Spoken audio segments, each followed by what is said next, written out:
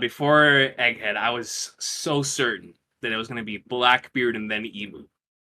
Now, I'm like 50-50, and here's why. Ladies and gentlemen, welcome to yet another episode here on the Redacted channel, and today we're basically going to be talking about the end of One Piece, sort of the order of events in terms of, villains we defeat, or places we go to, or these other kind of major events that we expect to happen at some point in One Piece. And, if I seem a little tired, it's because I just had a big dinner with some of my friends, but to help wake me up, I have none other than Coach King Recon with me, so how you doing, my man? Ladies and gentlemen, I just have to say this here. On this wonderful night that we're having this discussion, the name Redacted for a YouTube channel is like top 5. It's Thank top you, 5. bro. You know how cool it is? Like, when I first heard about it, I was like, no, that goes hard. But hearing it in the intro, it goes extra hard, bro. It goes extra hard. But I appreciate you for having me, man. Thank you.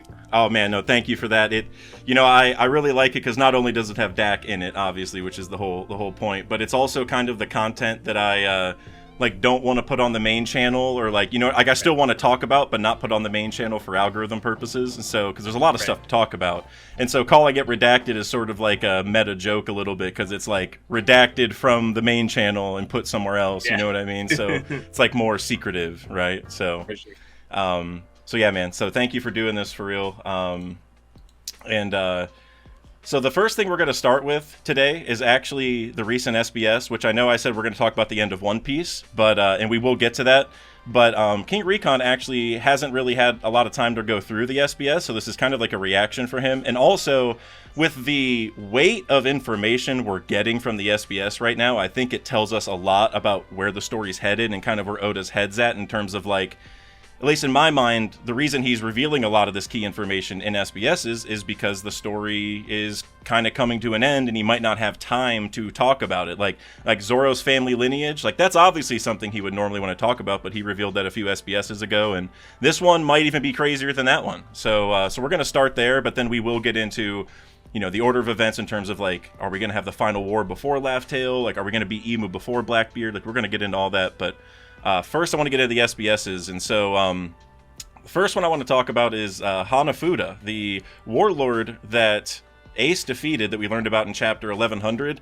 I believe there was also a mention in the Ace novel about it, I think, where we heard that we heard there was an opening or something, but either way, we heard that in 1100, and we got a full design for him, and he also hunted ancient zone devil fruits, which is pretty interesting because obviously Kaido had his own fruit army, and we've heard a lot of importance about mythical fruits. So King Recon, I know you have the design and you're looking at it for the first time here. Yeah, so what's your kind of reaction?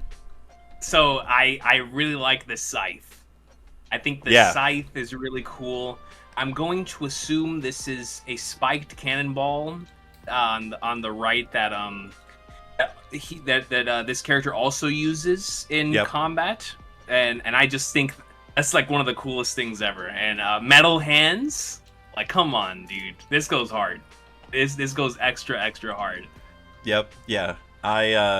It's a very well fleshed out design, right, for such a random kind of character that may not ever have much of a purpose. I know a lot of people thought he might be the man marked by flame since he was defeated by Ace, and technically still possible, but I would say it's a little unlikely if this guy's getting revealed at this instance. You know what I mean? If he was the man marked by flames, Oda would save it, right? For sure. That reveal. We got barely a silhouette for that character. He wouldn't reveal that in an SBS. yeah, that's too big. But I gotta say, it's interesting that he has the kid hands, the metal hands. Yes. And he has some Drake vibes on him too. So I don't know. It's a mix of pieces there. But do you think that this guy's ever gonna do you think he's alive and that we're gonna see him, or do you have any thoughts on what he might do?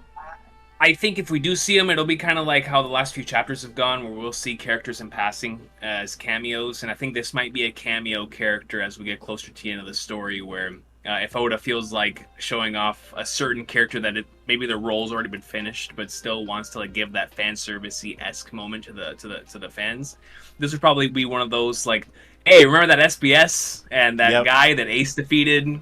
this is probably like 1 or 2 panels, and somewhere in the final saga. I'm going to assume. I don't think he'll have major endgame importance. Yeah, Could be wrong though. yeah. I mean, yeah, we'll see. I mean, maybe this seems like, if anything, like maybe he would join Blackbeard or something and help him in some way. Like maybe, but I don't see him. Like Man Marked by Flames is, I think, out of the question, and anything close to that importance too is probably out. But like you said, a cameo.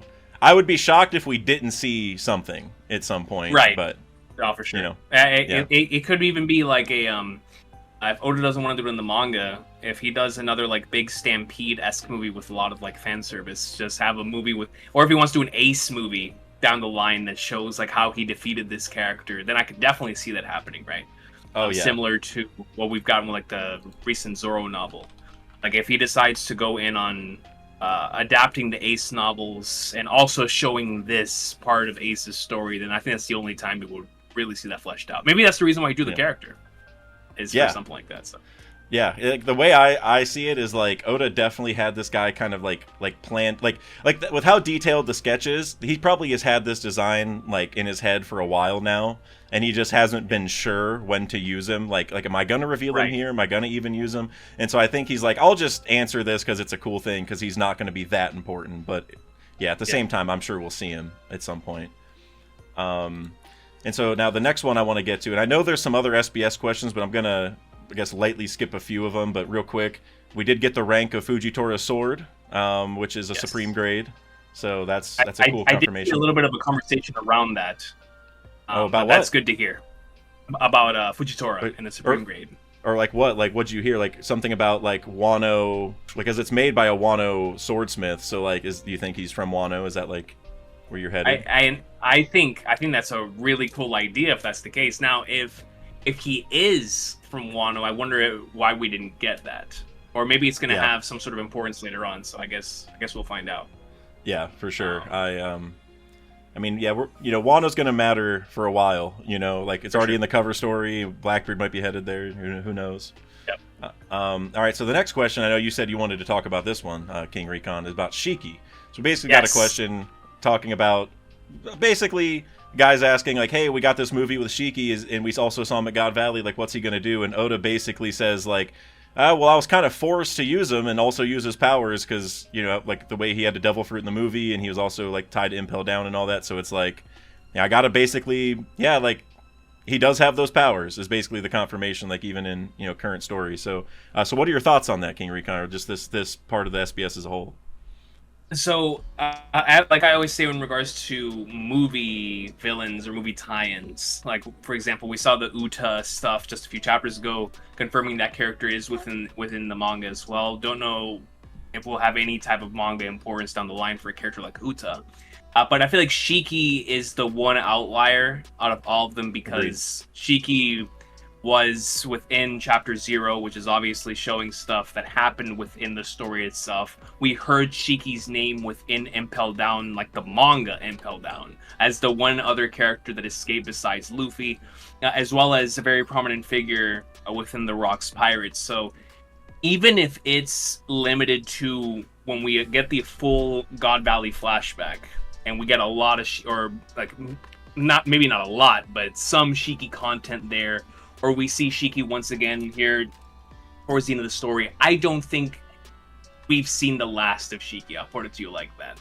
I think he's too important for us to skip out on him. Whether he helps out in some way at the end of the story as the old guard comes in to push the new guard into the next generation, that would be really cool.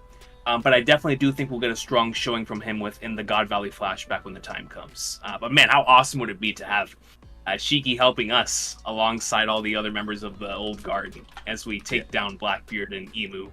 It's super cool. Yeah, no, I love that. I think, I did a whole video on Shiki talking about a lot of different things, but mainly, I totally agree that Shiki's coming back. He's too important, and I think you look at the post-time skip, a lot of it's been basically beating old guard members, like the old Rocks members, which are Kaido and Big Mom. You could even look at like Caesar to a degree as like the Mads, like now obviously they made Neo Mads, but it's just like, and even Vegapunk now is dead, and so it's like we're vanquishing the old guard and bringing in the new this entire time. And so for Shiki, he is one of the old guard that needs to figure out what he's doing, whether it's get defeated and he's done, or maybe somehow get convinced, like, okay, this Luffy kid knows what he's doing, like, I need to follow this guy. He's gonna have to figure that out, and I think he's gonna appear in Elbaf. I think that's just, it makes this, because you just think about one of the big things for me is he has the float fruit, and you think about the Atom Tree, and there's likely ties to like the Sky Islands and stuff like that. Like also they worship Sun God Nika, which just ties to the sky, because we also heard the Sun God there. So it's just like, if we're gonna have sky things related to that arc, like if your Rouge comes and if Enel comes back also, it's like Shiki with the float fruit. When else is that gonna fit in? And not that he'd be the main villain necessarily. Like, I don't know how Oda would weave all these things, but it's just like, when else is that gonna happen? Like, because if he just pops into the final war, he's just gonna get like fodderized. Like, he's not like, Oda's not gonna bring him in as like the final war game changer, right? So he's not gonna be like the linchpin. So he's got to be like a villain sometime before that. So I'm thinking Elbaf, but I'm excited to see what Oda does, whichever way he goes, for sure. If it is Elbaf, I would be curious how like the dynamic between Shiki, Luffy, and Kid would go. For example, right? Like, let's just say Kid knows who Shiki is. Kid and Law reacted a certain way when they heard that Jinbei was joining Luffy's crew. Now imagine that Shiki shows up and he's like, oh, it's this brat that took me out 2 years ago. And Kid's like, you did what? You took out this guy, the guy who used to box Whitebeard and Roger and all them. And Luffy's like, yeah, I took him out. Pre-hockey, pre-hockey, took my guy out. Yep. So, basically did a like a Bajrang gun with his foot, though. Like, that's basically how it ended, right? Like, it was so similar. Like, he like did like a massive gear third. I guess it'd be like a battle axe. That's the kick, right? Yes, I think so. Yes, that's correct. So it's, but it was like a Thor battle axe, I think is what he called it, or something to that effect. So, I don't know. It's interesting that two Rocks members lost to Luffy with similar attacks in that regard, I suppose. Right? Yeah. But yeah, I mean, imagine, yeah. What if like Shiki joined, like, if Shiki were to join someone's crew, I feel like Blackbeard is like kind of the immediate guess. But man, if he like joined Kid, that would be so interesting, because like that would be the magnet fruit and float fruit just kind of seem like they could, really mess with the world if they partnered up. And it could 100%. Just be an alliance, because Kid is he's in no position to really make demands here. So Yeah.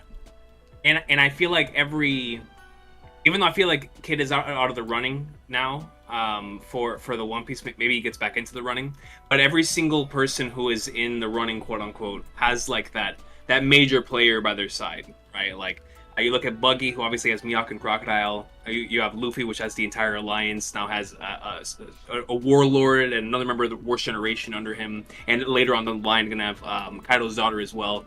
So it's like, and the Princess of Alabasta. And then you look over at Blackbeard, who has Kuzan. So it's like a lot of these characters have other members in the story that are very prominent under them for like that Yonko energy. So if Kid wants to bounce back and have another go at this, he's gonna have, he can't just go out there with the same crew he had before. As much as I love Killer, he needs to beefing up, and what better way to beefing up than someone from that era, someone as legendary as Shiki? Just the name value alone, this individual once worked for Rocks and is now going to work for Kid. Like, that by itself propels you up to a next level. No, that's actually a really good idea. So, Mr. Bushido, if you're watching this in the future, I'm sure you're loving what we're talking about right now, because he loves both Kid and Shiki. He may even have a theory like this, for all I know. But the more I think about it, the more that makes sense, because also, obviously Kid was like gonna attack Elbaf like with no issue, right? Like he doesn't seem to care about the Giants or whatever. And so if Shiki does come back in Elbaf, he's obviously gonna come back like antagonistically in that regard. Like, he's, what I mean? He's gonna come back wanting something. And if you go back to the Ed War, Shiki told Roger, like, hey, I know you know the location of an ancient weapon. Like, if we team up, we could take over the world and all that stuff. And you have to wonder which one it is. And I've, in multiple videos now, I've said that it pretty much has to be Uranus, because he definitely didn't know where Poseidon was, because we saw him learn that with Odin. So we know that's 100% out of the question. So it's Pluton or Uranus.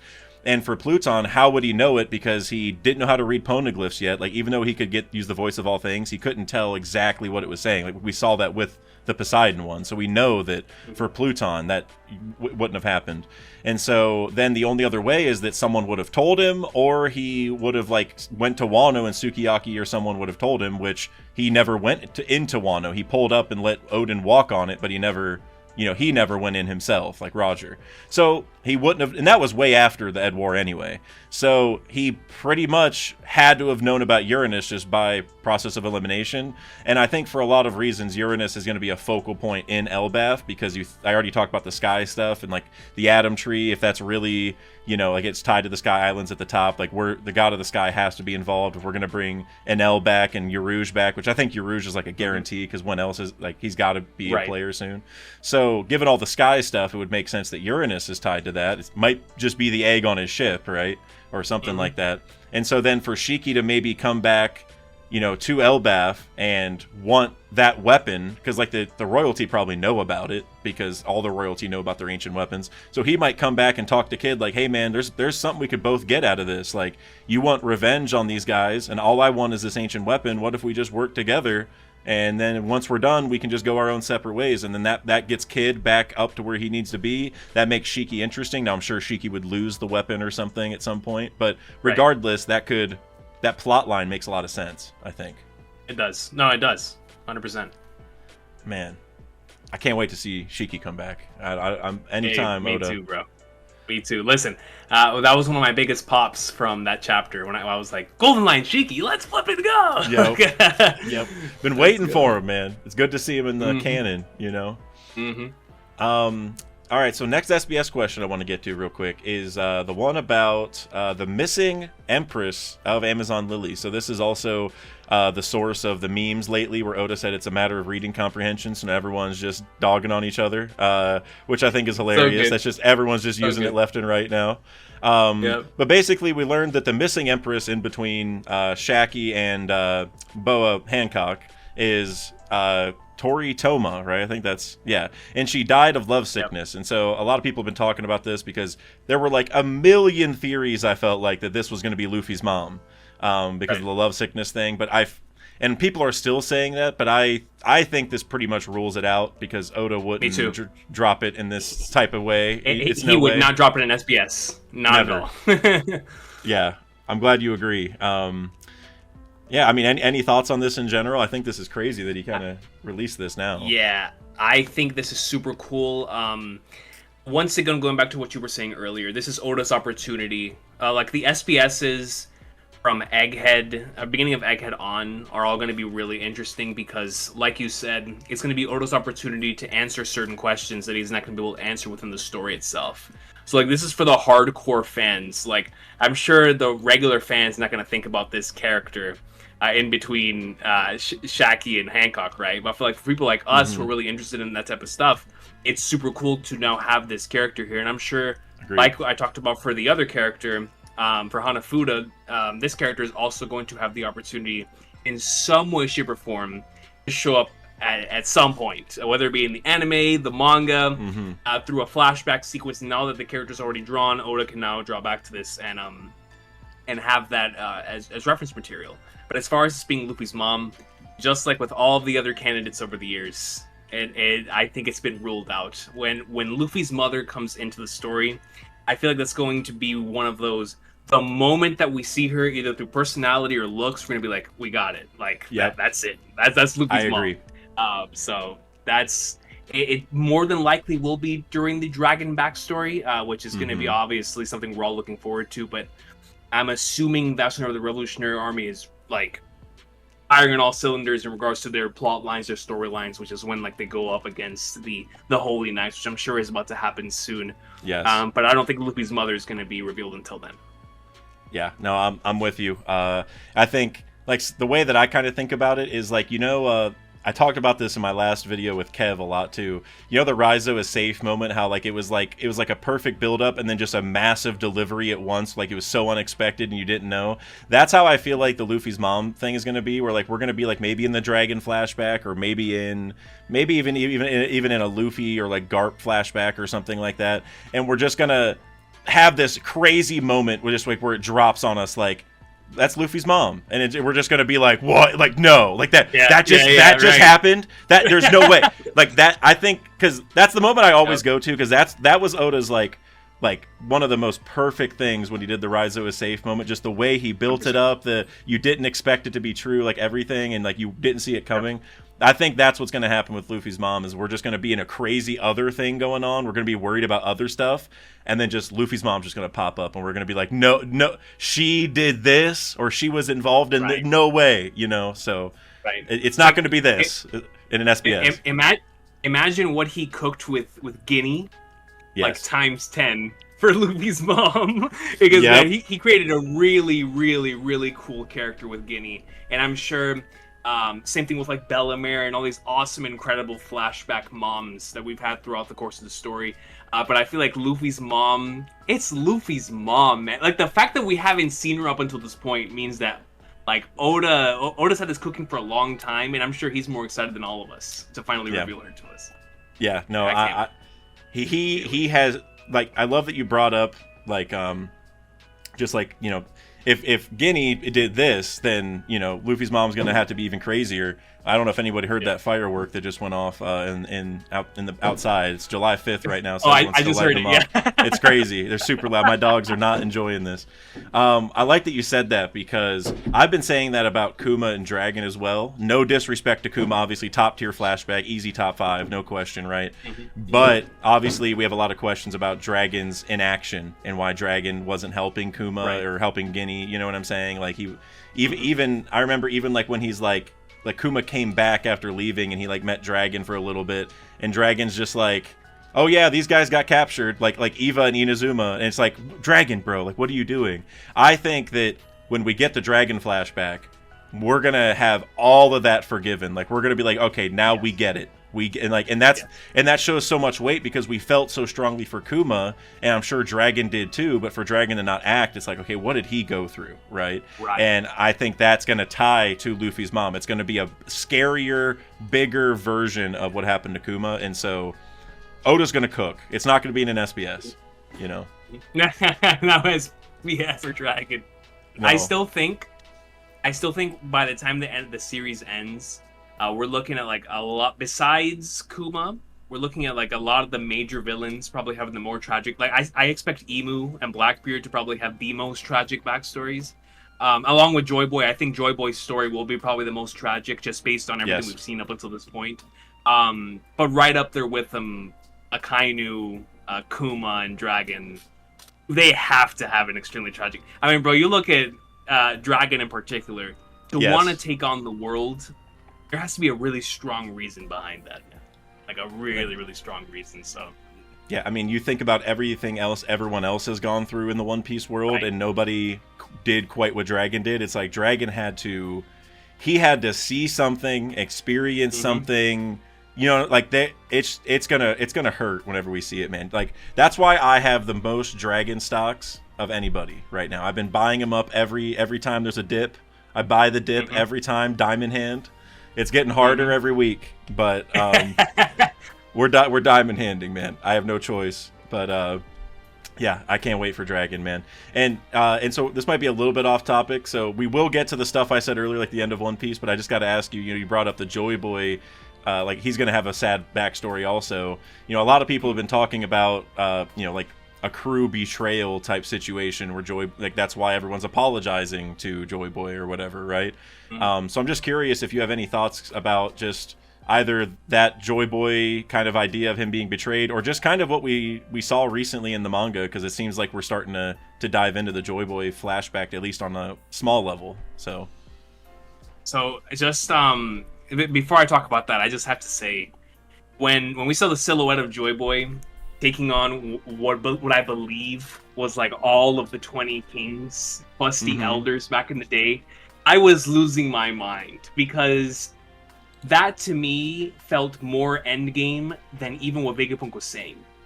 Because I always felt when we started the time skip, I'll never forget when that chapter dropped, where I was when I first read that Robin chapter with the poneglyph saying the words Joyboy, because that just felt so like what am I hearing right now? And as the series has progressed, it's always been like one of the most end game type of stuff that you could hear within the series. And so during Wano and now here on Egghead, the more we hear about Joyboy and obviously the Void Sentry, it feels so like, man, we're really getting close to the end. So when I saw the silhouette of Joyboy by himself boxing all of them, not only was it hype, but I was just like, I can't believe this is happening. And that was the exact same thing I felt when the Iron Giant, the E-Myth reveal, and having the conversation with Joyboy, like actually having Joyboy spoken dialogue within the manga. I was like, dude, this is peak, man. This is incredible. But in regards to the betrayal thing, we've been discussing a lot of stuff over on the channel in regards to multiple different things. But I think rather than a betrayal, I think it truly is going to. I mean, maybe there is someone that betrayed Joyboy. As a matter of fact, I would probably say that there was. But I think the most tragic thing about the Joyboy backstory, when we get to it, is going to be something similar to the Roger backstory, which is they tried so hard, both of them, to try to do something about what was happening in the world, but neither of them could do anything about it. Because both of them, both Joyboy and Roger, probably knew, based on whatever it is that's there in the One Piece, that they were not the ones. Like, that's going to be the most tragic thing. It's like, if Joyboy wasn't Joyboy, if he was someone else who was, obviously Luffy and the ones all the way in these years down the line, they would have been able to do something about it. But because they were born in that time period, they had to be a part of this.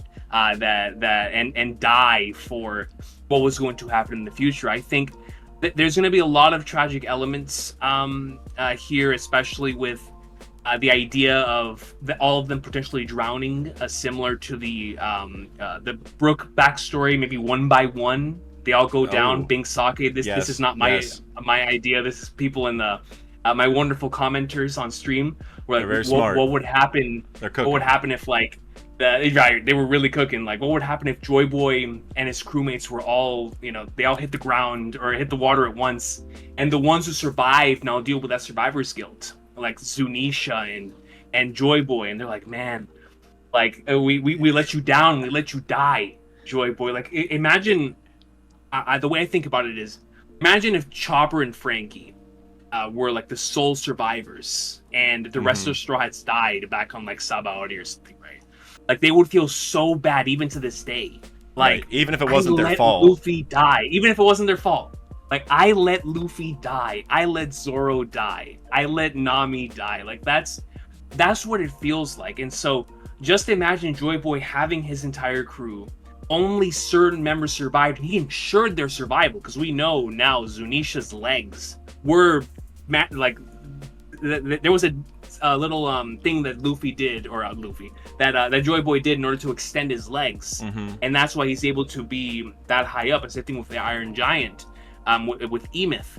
So it's like he allowed some of them to stay alive even to this day, but to the others that he was not able to save, like, he probably let a lot of people die. So it's like Joyboy let a lot of people die, and then his crewmates let him die. So it's going to be just a lot of tragic stuff all around. But I honestly do believe Joyboy is going to be the most... Him and Imu. I feel like those, by the end of the story, are going to be the ones that, like... Because you got to think about it, right? I don't care what happens with Blackbeard, let's just say Akainu, like the characters we know are going to have a really tragic backstory. They haven't lived for 1,000 years. Like, whatever happened to Imu that caused him to become the sicko that we know him to be today, that happened 900 something years ago. So think about, like, the way we look at Brook and how lonely he was for all of those years. That's been Imu for 900 years. That's like, interesting, man, especially because Brook is 90. Right. Oh yeah. Oh my God, you're right. So it's like amplify that by times 100, and it's literally what Imu had to go through. And it's just, I don't know, man. I feel like the more that we learn about the Joyboy stuff, and the more we learn about the Imu stuff, the more obviously the puzzle put together about how tragic this really is. But whether there's a traitor or not, and this little thing that's been happening with the Vegapunk message, which obviously is referring to the D clan, that could be connected to this. Maybe it was a Marshall D or a Monkey D who was a Yeah. traitor back in the day. But we'll see. What are your thoughts? Well, I'm curious.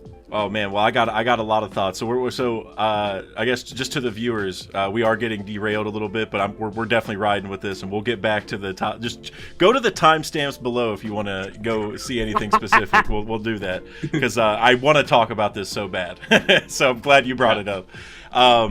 As for what you said about like the sadness behind everything, I totally agree. Like Oda, we've already seen Oda's propensity for making sad backstories, and you know he's saving his best for last, like no doubt about it. That's Oda's. That's how Oda does it. You know what I mean? He cooks all the time, and you know this is the type of stuff he's had since the very beginning. So he knows. You know, he's been cooking this for a long time. This is dry aged. You know what I'm saying? This is long term. Like it's gonna be real good. So. I agree with a lot of what you said. As far as like maybe Joyboy having a traitor, I think it could be like an unwitting traitor, right? Like someone who betrayed him not knowing they were actually hurting him. So for example, like you mentioned, you know, like Zunisha maybe being like Chopper. A lot of people have brought this up potentially. And Chopper is very gullible, right? And Chopper even got the fake straw hats. Like he thought that was actually Luffy or Good whatever. point. And also, Chopper's the first one to think Luffy actually dies when the enemies say that Luffy's dead. He's like, oh my god, he's gone. And then Sanji has to come in like, dude, come on. Like, you know better than this. And Great point.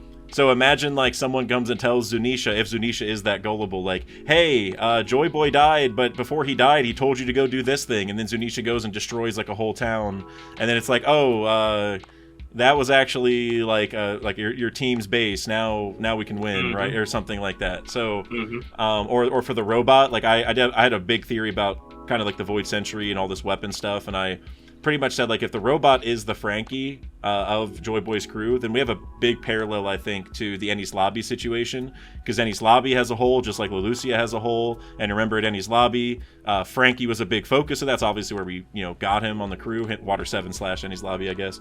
And also the Pluton blueprints were like the main part of that arc, right? And they got destroyed over the hole in question. You know what I mean? Yeah.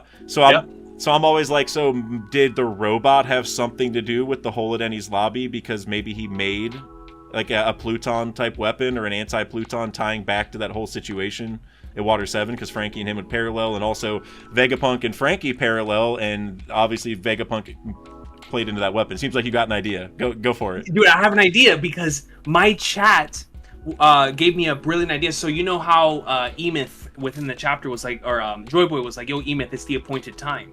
We were all thinking, okay, so if Emeth was talking to Joyboy before he popped up 200 years ago, then that would mean that Toki must have sent him forward in time 600 years to the 200-year point. Now, what is in Wano also that you're talking about in regards to Enies Lobby? Pluton. So it's like Toki was trying to get the robot there? Yes. So like imagine Pluton was originally on Enies Lobby. Enies Lobby got blown up. He goes all the way back, goes to Wano. He keeps it there. Toki sends him forward in time after he has the conversation with Joyboy, which is also when they started spreading all the poneglyphs all over the planet.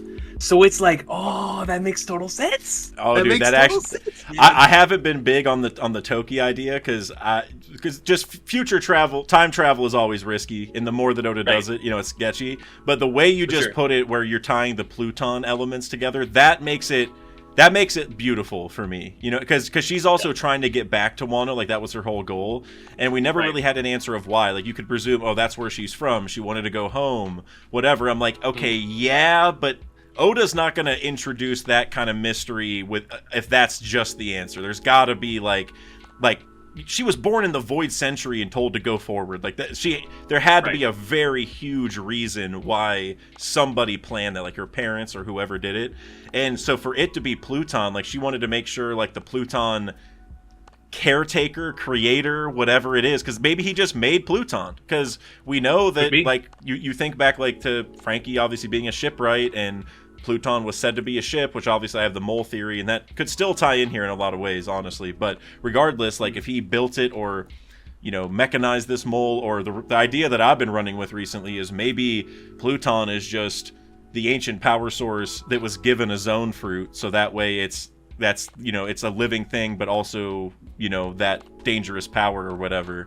Right. There's like a lot of different ways that it could work, but basically, if he created it, it would make sense that they're like, you need to be there to make sure, I don't know, it's okay, it's working, that nobody else, makes a wrong one, or maybe if it gets taken, you can make another one, because that was the point of the blueprints originally, like if it fell into the wrong hands. So that actually makes a lot of sense. And you also think back to the Sea Kings in Fishman Island when they were like carrying the Noah back, and they're like, can it be repaired? Like, only if that clan was around. And like, what if Emeth is from that clan, right? Yes. Good call. Good call. So then, do you think, whenever they're saying if only that clan was around, let's just say that your Frankie Emeth parallel is correct, do you think that Frankie's the one then that repairs the Noah before the end of the series? Well, it's interesting because Den is down there now, and Den is Tom's brother, and Tom is obviously tied to Frankie, so it's almost like Frankie does it if Den does it. You know what I'm saying? Like, good point. Paralleling it. But I do think that with this whole Lelucia, I know a lot of people are talking about Uranus being tied to this, and I've been pretty firm that I think this is like an anti-Pluton parallel situation, because Pluton's the weapon that was said to destroy an island in a single blast, so we already have that kind of evidence. Pluton is also the weapon that we know can be duplicated, or at least not duplicated one-to-one, but you can make a counter, like something that is roughly as dangerous as the original Pluton. And then obviously all the Ennis Lobby connections, like that's like the hole in the ocean, other hole in the ocean. The blueprints were destroyed over that hole. Vegapunk was introduced right after that arc. We fought Cypherpole there, and Cypherpole's now an Egghead. It's like there's so many connections, and obviously Frankie and Vegapunk are just like parallels. So there's a lot of reasons why that could connect. And I don't know, man. I wonder, with this robot situation, I just don't know if we're gonna learn. Is Vegapunk doing what the robot did? Is kind of, I guess, right, what I'm wondering. Like, did he go too far, and now we're learning, like, the robot came back to make up for his misdeeds? Because obviously Vegapunk is very apologetic about this situation right now. I think that's possible because Oda's already tackled that kind of stuff in the story of like the characters that repeat the same mistakes that those in the past did. And until somebody like stops making those mistakes, then we're just gonna keep repeating the same cycle, because that's just how humans are. Yeah, and something else that I wanted to mention, because you brought up that Brook parallel earlier, and this is something I really, really wanted to dive in on, was because Brook's idea there is that they all died, but Brook was able to come back and help.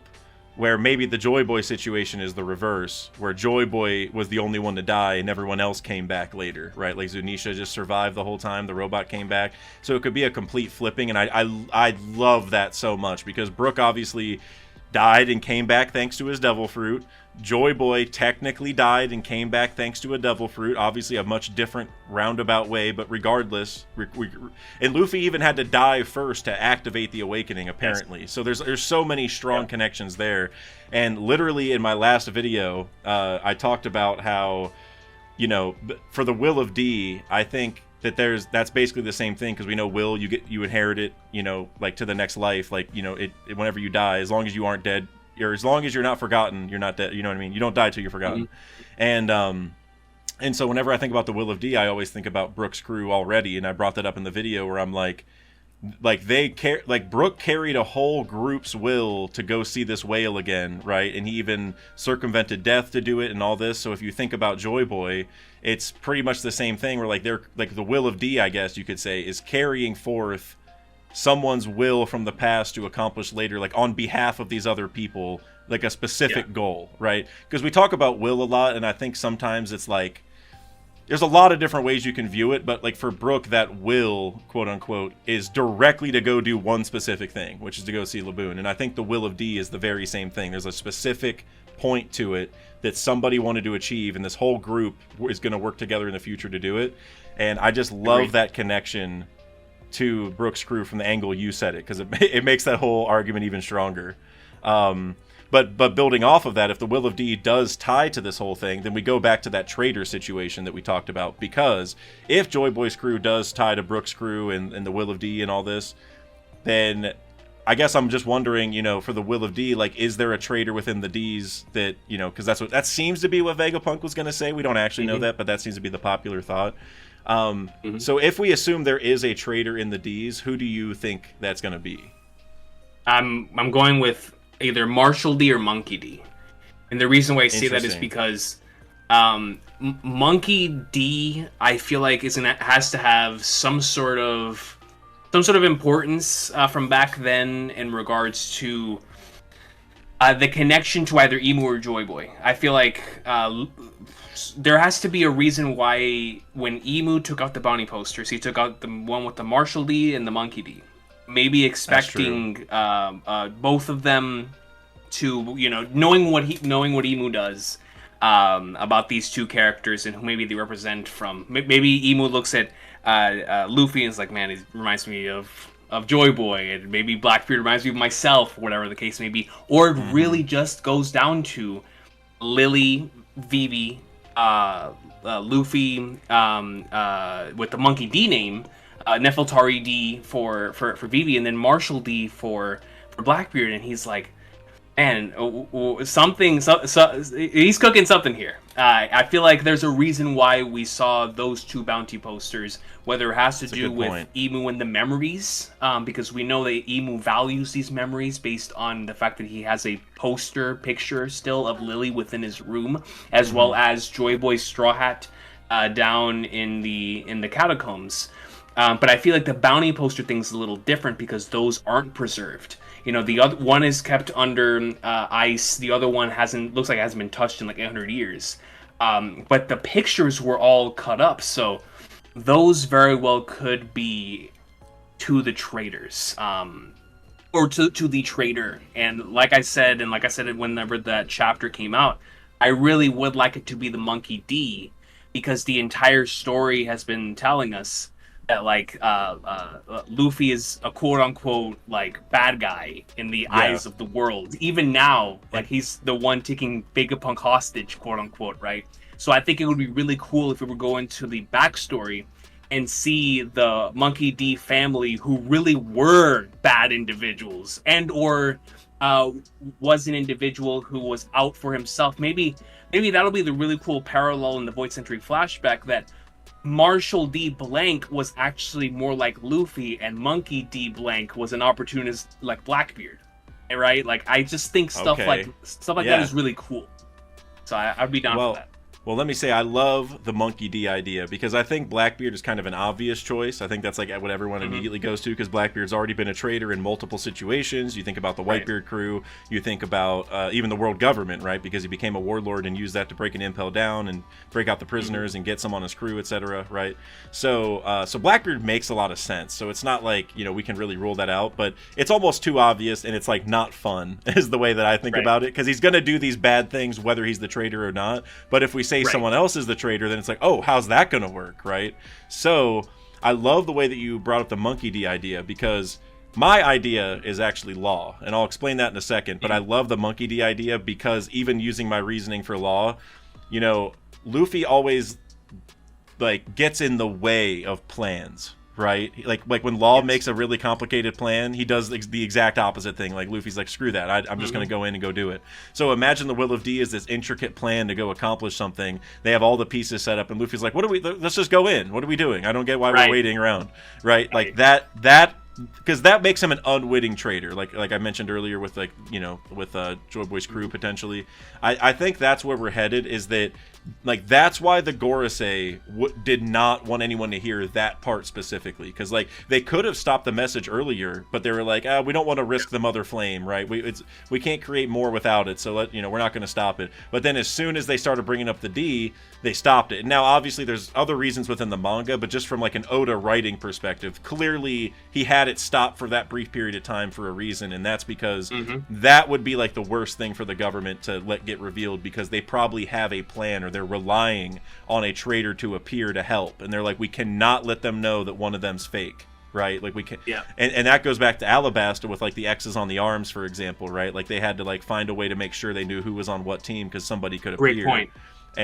And that's actually, that was like a big point in my video with the Will of D, is that the X's are the current version of the D, where like, because Lily was hiding her affiliation with pirates through the D initial. Vivi was hiding her affiliation with pirates through the X on the hands, and then also the X on the hands was because of the X on a Jolly Roger. The other element on a Jolly Roger is a smile, so the D and the X therefore make like a Jolly Roger essentially. So there's a lot of connections there, but But going back to just like the unwitting traitor part for the D's and all that, I think it would just be so cool if just one of them just didn't really know that they were getting in the way. And so that's where Law comes into play here, because Law wants to find out about the will of D, so he might be the first one to figure out what that plan is and what the goal is, and he might not like the plan because he doesn't like a lot of people's plans. He likes making the plans and thinks he's smarter than everyone else. Also, he has water in his name, and water is the weakness to devil fruits, and whether the D stands for devil or not, they're considered devils by the government because they're enemies of the gods, right? So there's there's some elements there where I think, and Law is just like kind of like even though he's a good guy, he's like a dark, brooding character, kind of, and he's like always kind of mad, or trying to like find his way. Like he's always like mad when people steal the spotlight. So I could definitely see him seeing this D clan thing, and what if the end of it, like maybe the reason he's a traitor is because the end of the plan is Luffy getting all the shine, and he's like, no, like I'm not. I need to get this right. Like we can't let this guy get all the shine all the time. Like it's time for someone else. And maybe that's it, because it's just like a petty thing. But and maybe he doesn't think he's ruining the world. He just thinks like, I want the shine. Like we'll still do the same thing, and maybe that ruins the plan. Like he didn't really mean to. He just, was being, I don't know. I don't even know what to call that. Selfish. When you bring up the Law thing, it reminded me of the immortality operation. Do you think that the traitor, whoever it is, if they were either unwilling or willing, do you think that the traitor was the one who gave Imu and the Gorosei the immortality operation? Go ahead. So in my video, and Kev DOG, major shout out to Kev, he helped me come up with this in the last redacted video. This is where the theory spawns. Like I already had the script recorded, and then I did the thing with Kev, and I went back and redid the end of the video because I was like, Kev, that idea we just came up with was by far better than what I was thinking. I think Joyboy may have given the immortality surgery to Imu, and you wonder how could that happen? Well, the Op-Op fruit lets you swap personalities between bodies. And so if you swap the Op-Op user and Joyboy, then Joyboy would be in the Op-Op user's body and thus would have the Op-Op powers at that point. And if Imu was somehow able to control Joyboy, then Joyboy would then be giving the immortality surgery to Imu. And then Joyboy dying enabled Imu to live, essentially, would be the thing. And then the question would be, well, why would Joyboy ever listen to Imu in that regard and do such a crazy thing? Well, in the video I did, I basically said, well, what if there was a Davy back fight and Joyboy lost, and that's how you take crew members, and so Joyboy had to join Imu and then did something like that. Because, we have to wonder how that happened for Imu, and I've been wondering, like, if we assume that the Gorosei had the same thing and maybe other celestial dragons somewhere had it, or they tried it or something, how did they keep doing it over and over? How did that work? And I feel like if you had an Op-Op user who just would swap bodies with, the person that you really wanted to sacrifice, and then somehow, like you even did a shadow technique thing, like you had, like, I don't even know how you would do it, like you could just control the person, but you could sacrifice the personality that you wanted by just swapping personalities and then forcing them to do the surgery one way or another. So yeah, I hope that's it. But I mean, I don't know. Maybe the Traitor of the D's also, I could see Law, like the counterpart to Law in the past, also doing this, because you think about Doflamingo's parallels to Imu, right? Yes. And so having him be involved somehow, and I mean, and Doflamingo even mentioned the personality swap and the immortality, like, in the same breath when he's talking about taking over the world. So you think, maybe, I don't know, like the past Law. Well, this brings up another theory real quick, I guess I want to say. You remember the 20 MDs from Drum Kingdom? The 20 doctors? 20 doctors, 20 kings originally. Yep. Were there 20 doctors that had the Op-Op fruit pass between them, and they had to keep sacrificing themselves to, give them immortality? Like, very well could be. A lot of crazy stuff. Be, because you got to think about it, right? Like, in that time, assuming that they had advanced technology the way that we now know that they did, that would mean that at that point, right? Let's just say I'm looking at things for us here outside of the manga. We're gonna get to a point, if the world keeps going the way that it's going, that The doctors are going to have so much information and knowledge on individuals and humans that those that have ambitious minds that want to go beyond human limitation are going to attempt something like this at some point in the future. Whether it be uploading our brains into some sort of database in order to make us immortal that way, or actually attempt immortality at some point within the future. Now, where I'm coming at with this is, we know that fruits are created based on the desires and the dreams of the users. So let's just say a doctor from back in the day was like, man, I really wish that I could become immortal for X, Y, and Z. And or if I have a sick patient, I wish I could fix them and swap their pain with mine, or swap their pain with somebody else's for X, Y, and Z.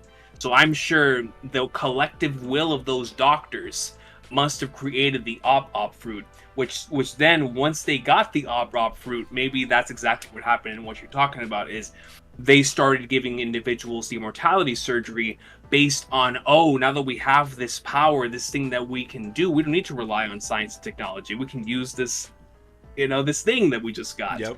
So I just find that to be very interesting, and it would be very Oda to utilize something like that within his story. So I like that 20 medical doctors idea. Yeah. I think that's really cool. Yeah, no, that's something that has popped up kind of recently that I've been thinking about. Like, I haven't said that in a video yet, but I've been talking in DMs about it. I'm like, that's like too much of a connection. You know what I mean? Like 20 and 20. I know that sounds dumb, but also you think about the Will of D was first said outright in the same arc, right? Whenever Kureha said it at the end, and also that's like where we heard, you don't die till you're forgotten, which is how just inherited will is in general, right? And so to have all that stuff tied to also the doctors, and it's like kind of the difference. Like, okay, what method are you going to use to never die? Are you going to have your will inherited because it's a good will that is worth being carried, and you inspired people to carry that, and you worked for it, and all that? Or is it because you sacrifice other people to keep yourself literally alive? Like, which way are you going to live?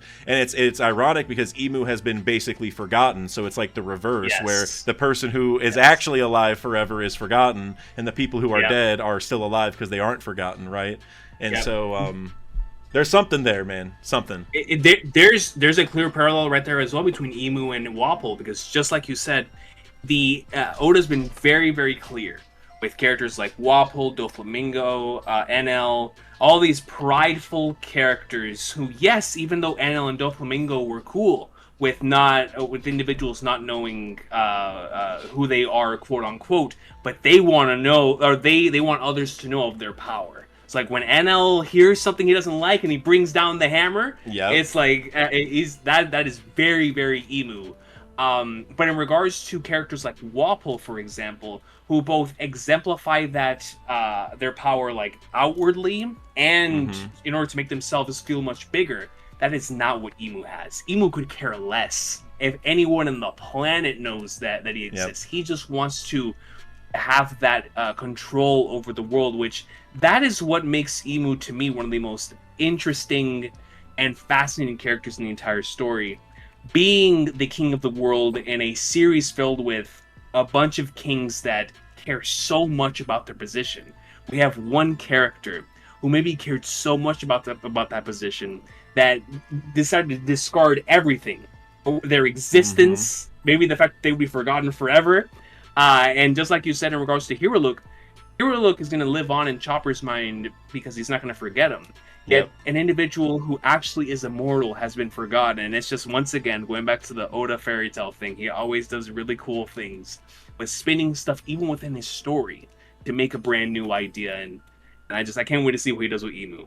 Yeah, no. Especially based on all those other characters. Imu is going to be one of the most conflicting backstories ever, because obviously very evil, need to get rid of him.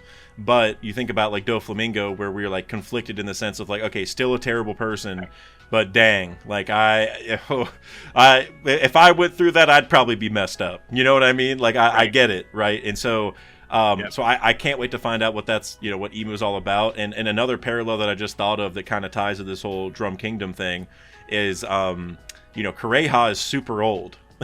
We don't really know how, right? And so if you have also, the old like witch on top of the mountain or whatever that is like all tucked away, that's basically what Imu is, kind of. Like, we don't, obviously Imu has male celestial dragon kanji, and I think has a male voice actor. I don't know if that's confirmed or not. I think that's what people have said. It hasn't been confirmed yet. Okay, I think that's the rumor on the street, I think, is what they're saying. Yeah. But I think that's the rumor, if I'm mistaken. Yeah, that's what I've heard. But either way, so we don't know if Imu's a girl or whatever. But regardless, it's just there's still a parallel there. We have like the really old, like unacceptably old, like how are you still alive type old, and Right. and it's the same thing for probably Imu, because Imu's probably like 800 or 900 plus years old now, I suppose, whatever it is. So yeah, man, I mean, do you have any ideas for Imu's backstory? Like I was talking about earlier, in regards to the stuff with the Traitor, the Nefeltari VV stuff, or the Lily stuff, and Joyboy. It does feel like Oda has been telling the Luffy story in reverse, right? And what I mean by that is, Joyboy felt like the one. Like, you see that in everything. Like, yeah, he was so highly respected in the time period. His legacy and his legend surpasses him. Obviously, Nika before him was also a very legendary figure that's even worshipped in certain places. But Imu felt like the original, I'm gonna go out and take it. Like, Imu, to me, feels like the individual who goes out, attempts to take the throne, quote unquote, and succeeds.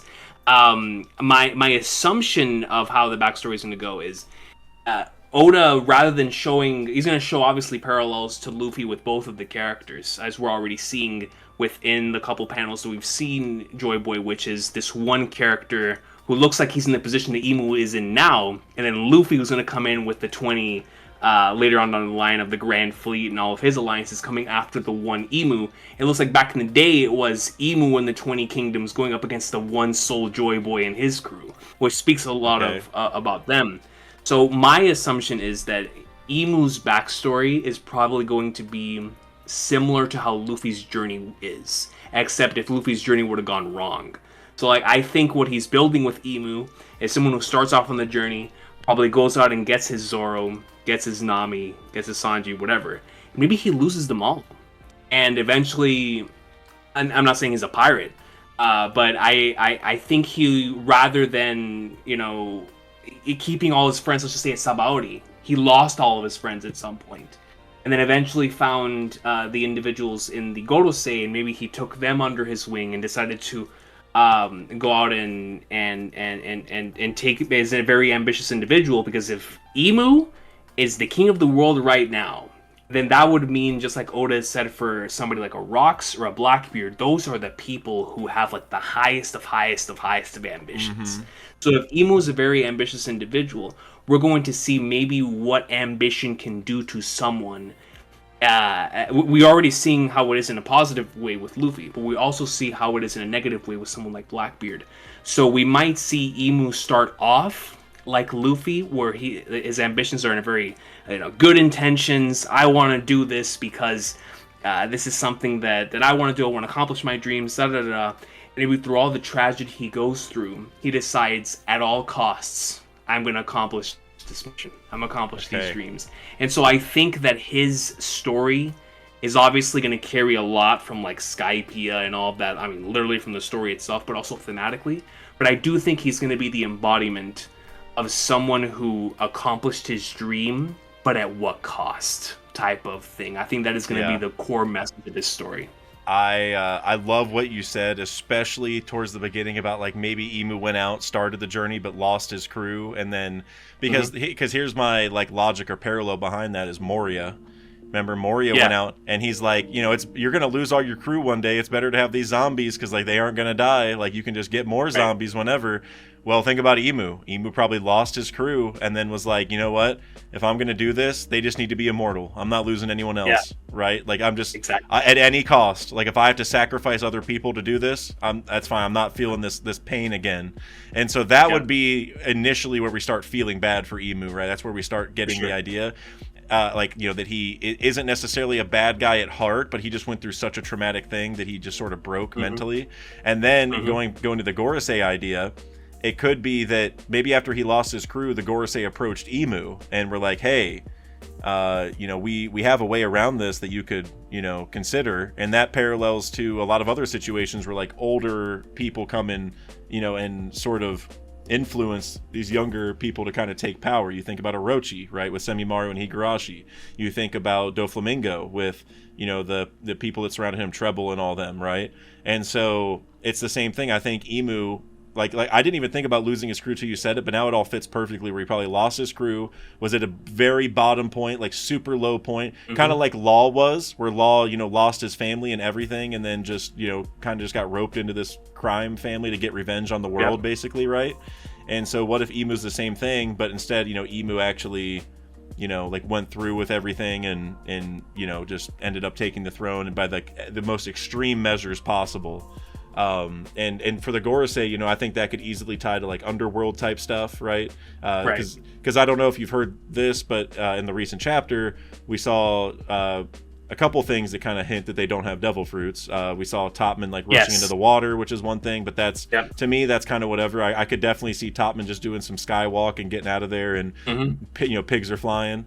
But I could also, but the other point is Jupiter, who had the bubbles inside him with the seraphim, and so if you have the bubbles even touching you, it's like sea stone, so he's good. So that tells us they must be something else. And so I could definitely see the Gorosei coming to Imu like, you know, if you're really that desperate, there's something we could do. You know, it's gonna cost you. Like you're gonna have to sacrifice something, and you know that goes back to Skypiea and the sacrificial altar to the gods and all that kind of stuff. So no, that's smart, man. That's great. Yeah, no, I appreciate you, and I'm so glad that you said what you said right there, because obviously ever since the world is sinking came into the picture, that changed the game. That to me was like a top 5 most important moment in the entire story, because not only does it recontextualize everything, but now even what you were talking about in regards to the Gorosei probably not having fruits the way that we know them. Now that we're knowing, now that we're starting to figure out stuff like Bonnie's fruit, which is sort of breaking the rules of what we understand the fruits to be, or the characters like the Gorosei, when we look at the way the One Piece world is structured, and we were already seeing this through what Vegapunk has been talking about in regards to how it literally is structured, but I'm talking about in the way that it is from a power standpoint as well, in regards to keeping people at bay. We look at how devil fruit encyclopedias are so easily accessible. When I think about it, I'm like, man, Imu, whatever they did back in the day, I'm assuming that Joyboy and Nika had the pure version of these fruits that are the same things that like Garcia Saturn and Jupiter and Imu have. That like, it's not the fruit itself; it's sort of like the actual essence of it, which is why they were good to go. But now that they've changed through technology, whatever it is, that it's been cursed, and now people drown because of it. I'm so curious as to if Imu and the Gorosei did want people to have this illusion of power, where you get all of these fruits with great abilities, but you can't swim, because they know in the back of their mind, if they need another great cleansing, great. There's like 100,000 devil fruit users. Let's just kill them all. You know, they can't do anything against water. You know what I mean? So it's like, we're just gonna wash them all out of here, which is why the individuals in the series they've always feared the most, the ones who've always done the most damage, are the ones that don't have fruits. I mean, you look at the only guy who made it to Laugh Tale was Roger. He never had a fruit. So it's like, that to me is so fascinating. The illusion of power idea, as well as now that we're getting to the true essence of devil fruits. Just imagine when we get that reveal at the end of the Void Century, of like, yes, maybe that curse with the fruits comes with the will of the drowned, the individuals that all died 800 years ago, and they were all cursed, and that curse then brought in the new age of devil fruits, which causes you to drown whenever you eat them, or whatever is going to happen there. But it's just so interesting that Imu and the Gorosei allow all these individuals access to the devil fruits, even to ones that are fake, like Luffy's, which it's not necessarily fake, but it's a fake like name under it. Yeah. That they'll allow people to eat all these fruits because they're like, yeah, I mean, we just take them out, and it's just it's so interesting how the illusion of power goes into play in One Piece. Well, and so dude, I got to say, you were cooking to an insane degree, some like A5 Wagyu type stuff early on when you were talking about like the fruits that most people have are like the good ones, and then like maybe the Gorosei have like some kind of evil version, because you think about it, like the devil fruits are called devil fruits, and so devil obviously like negative connotation, but who kind of probably built that name? The government. They probably called it devil fruits because they know that those people are dangerous who use those powers, right? And they don't use them. Like they use a different thing. But so that builds the whole connotation where those are actually, you could say maybe god fruits or just some other positive connotation to the fruits, are like the fruits that we normally see people eating. And then the Gorosei, being actual devils, would then be the ones who have devil fruits, even if they don't eat a fruit. They are the devils in question here, right? Like literally. And so that, because that's such a core message in One Piece, is the messaging is owned by the victors. You know, whoever's in charge is gonna, and that goes back to like when they say Joyboy is the first ever pirate. Like, I think that's pretty clearly saying like, okay, well, there's probably a lot of other people sailing. He was just the first enemy of the 20 Kings and the government, right? Like that's because that's who pirates are. Pirates aren't just people who sail. Like, you know, that's why Luffy always says like the Pirate King is the freest man on the sea. Like, you just want to be a free person on the sea adventuring. That is what most pirates are, the good pirates. But they're just called pirates because the government built this whole system out, right? So so I love that, dude. I that's like, and that fits perfectly with this like devil fruit video, like origin video that I've been working on, because that's like a big point to me, is like, you know, we only think about devil fruits in this negative connotation actually tied to devils, where they literally say like a devil goes inside you, because the government doesn't like these things, right? When they say a devil goes inside you, that's probably the will of a good person. You know what I mean? Yeah. Like, and they're just calling it a devil because they don't like that person, right? So exactly. You were cooking. You were 100% cooking. Hey, like I always say, shout out to the chat, which always in the streams, it always allows us to cook, because man. And like we, and I'm going to assume this goes for you as well, we're like half of the brain. The chat is the other half. Maybe even 60, 70% of the half. Like they start cooking, and sometimes we finish cooking, or we do half of the cooking, and they do the other half of the cooking. Shout out to the chat, man.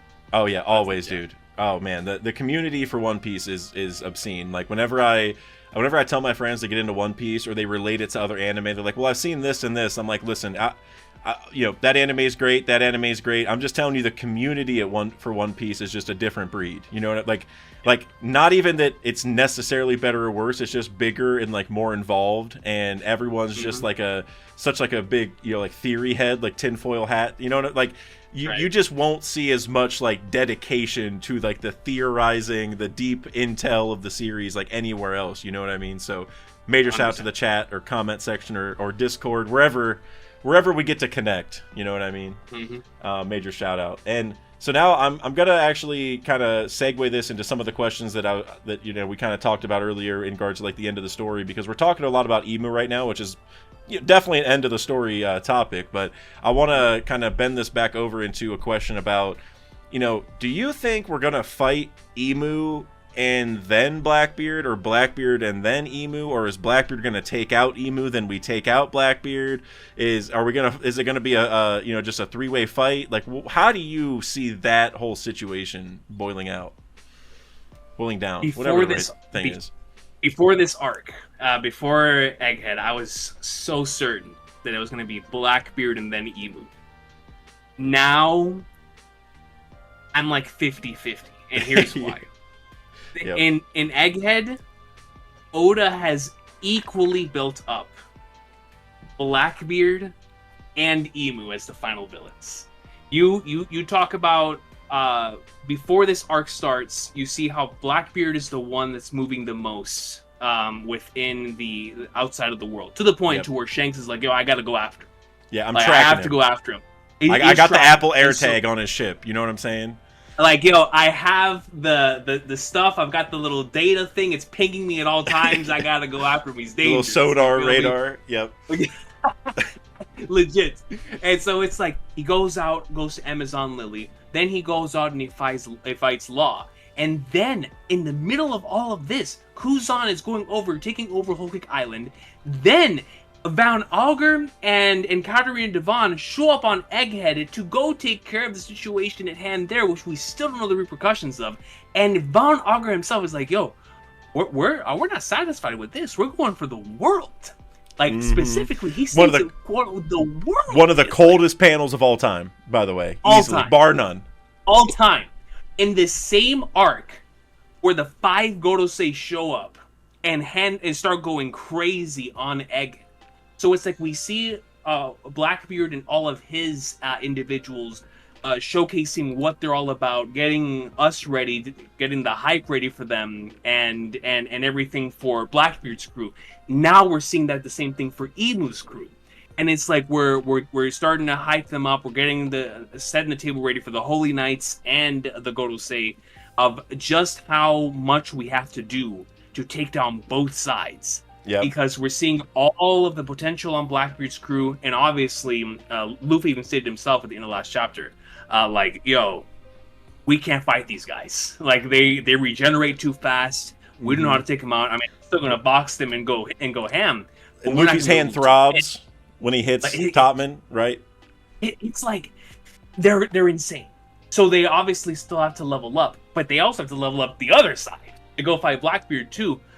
And the parallels obviously strike much stronger with Blackbeard's crew, where that really does feel like the final part. But it could also go the other way with Imu and his crew. So here's where I am right now. I'm starting to think that Oda is giving us all of this Gorosei, all of this Imu stuff, all of that, to make us believe that we're going to end things off with Imu. When it might, if we parallel Marineford. Yep. That's exactly what we thought happened there, which is we thought the war was over.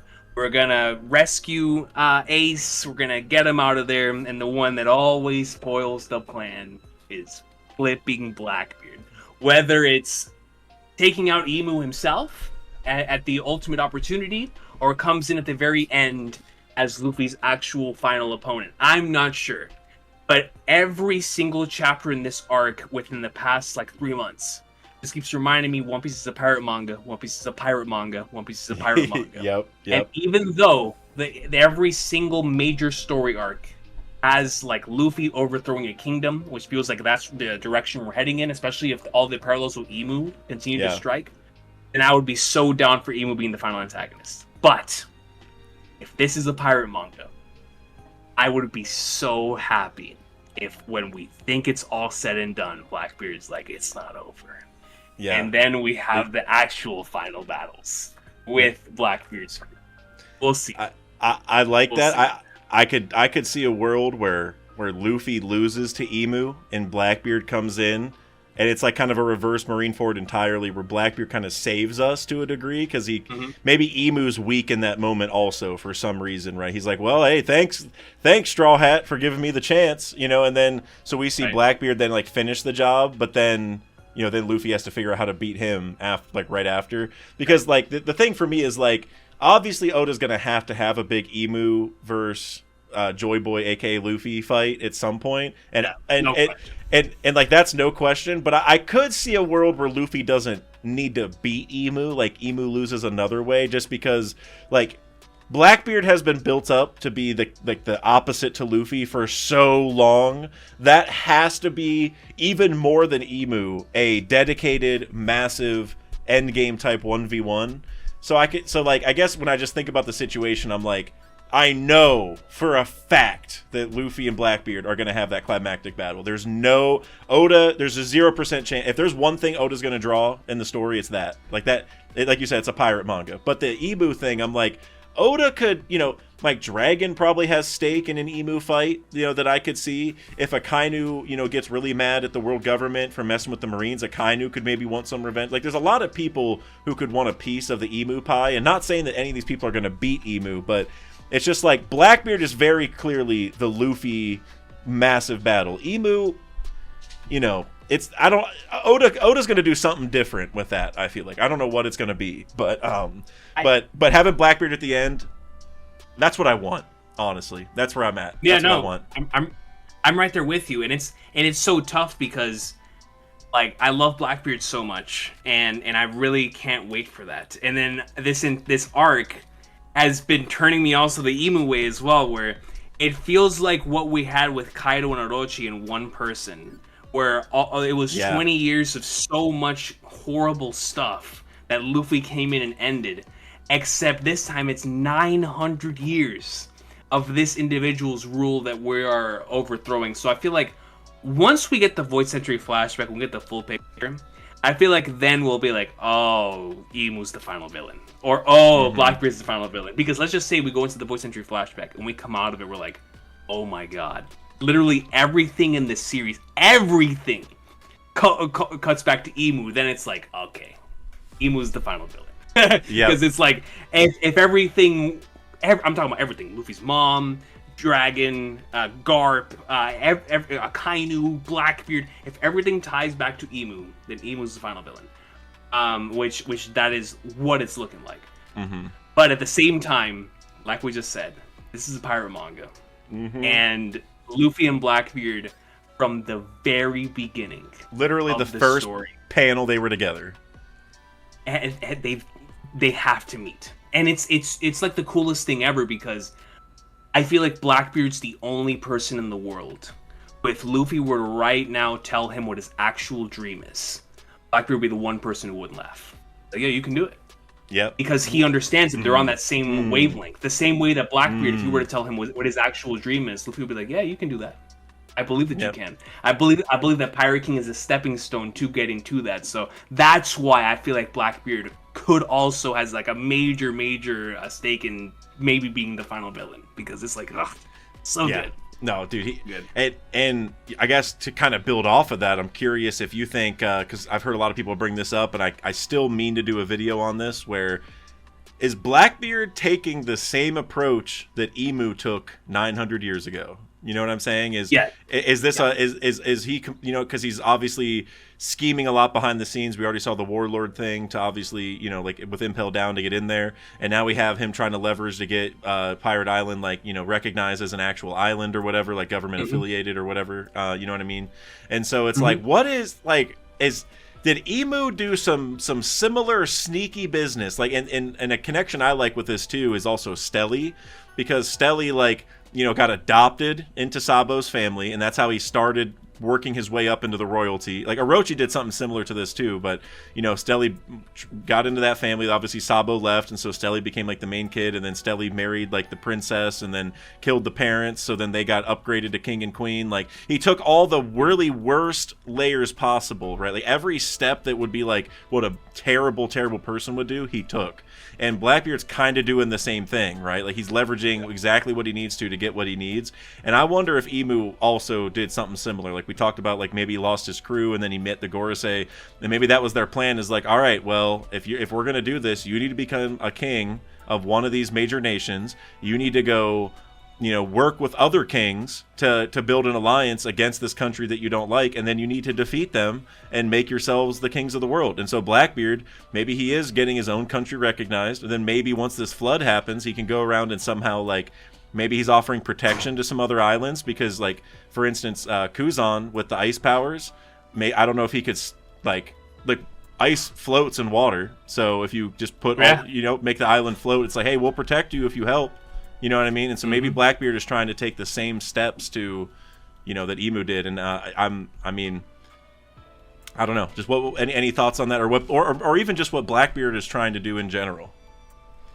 I like that a lot. I think that's a great idea. I feel like we're gonna get a closer idea once we see how Rocks was. Because now more than ever, I feel like when we see Rocks, we're gonna get more of a Buggy parallel than a Blackbeard parallel. So if Rocks ends up being more like Buggy, then that would mean Blackbeard's going to be more like Imu. And then if that's the case, then it's like, okay, then their journeys have to parallel in some way, shape, or form. Now what I am curious is what he's actually going for, because obviously since the time skip, he's been the busiest individual in the entire series. He's been collecting fruits, working 12 hours a day, 7 days a week. Brother, you want to talk about grinding? No one grinds like him, man. He has the Oh, Kobe mentality at all times. oh, At 100%. all times. 100%, dude. He's grinding So, 24/7, man. he It's literally crazy. doesn't sleep. He That's true, literally he doesn't The sleep. series tells you he Oh, does not sleep. oh, and you can read into that it's so many ways like that. I never even So thought many about ways. that. He just grinded, man, all night, just He planning. just grinds. Have He you just seen that grinds. image of Blackbeard? Like, it's like a cool drawing someone put on Twitter where he's like writing with like the quill pen, and he's like, and Yes. people use it for like the Yes. cooking, it's like writing up a Yep. theory. That's literally him though, like all night. Yeah. You know what I'm saying? Cooking, coming All up with night. plans.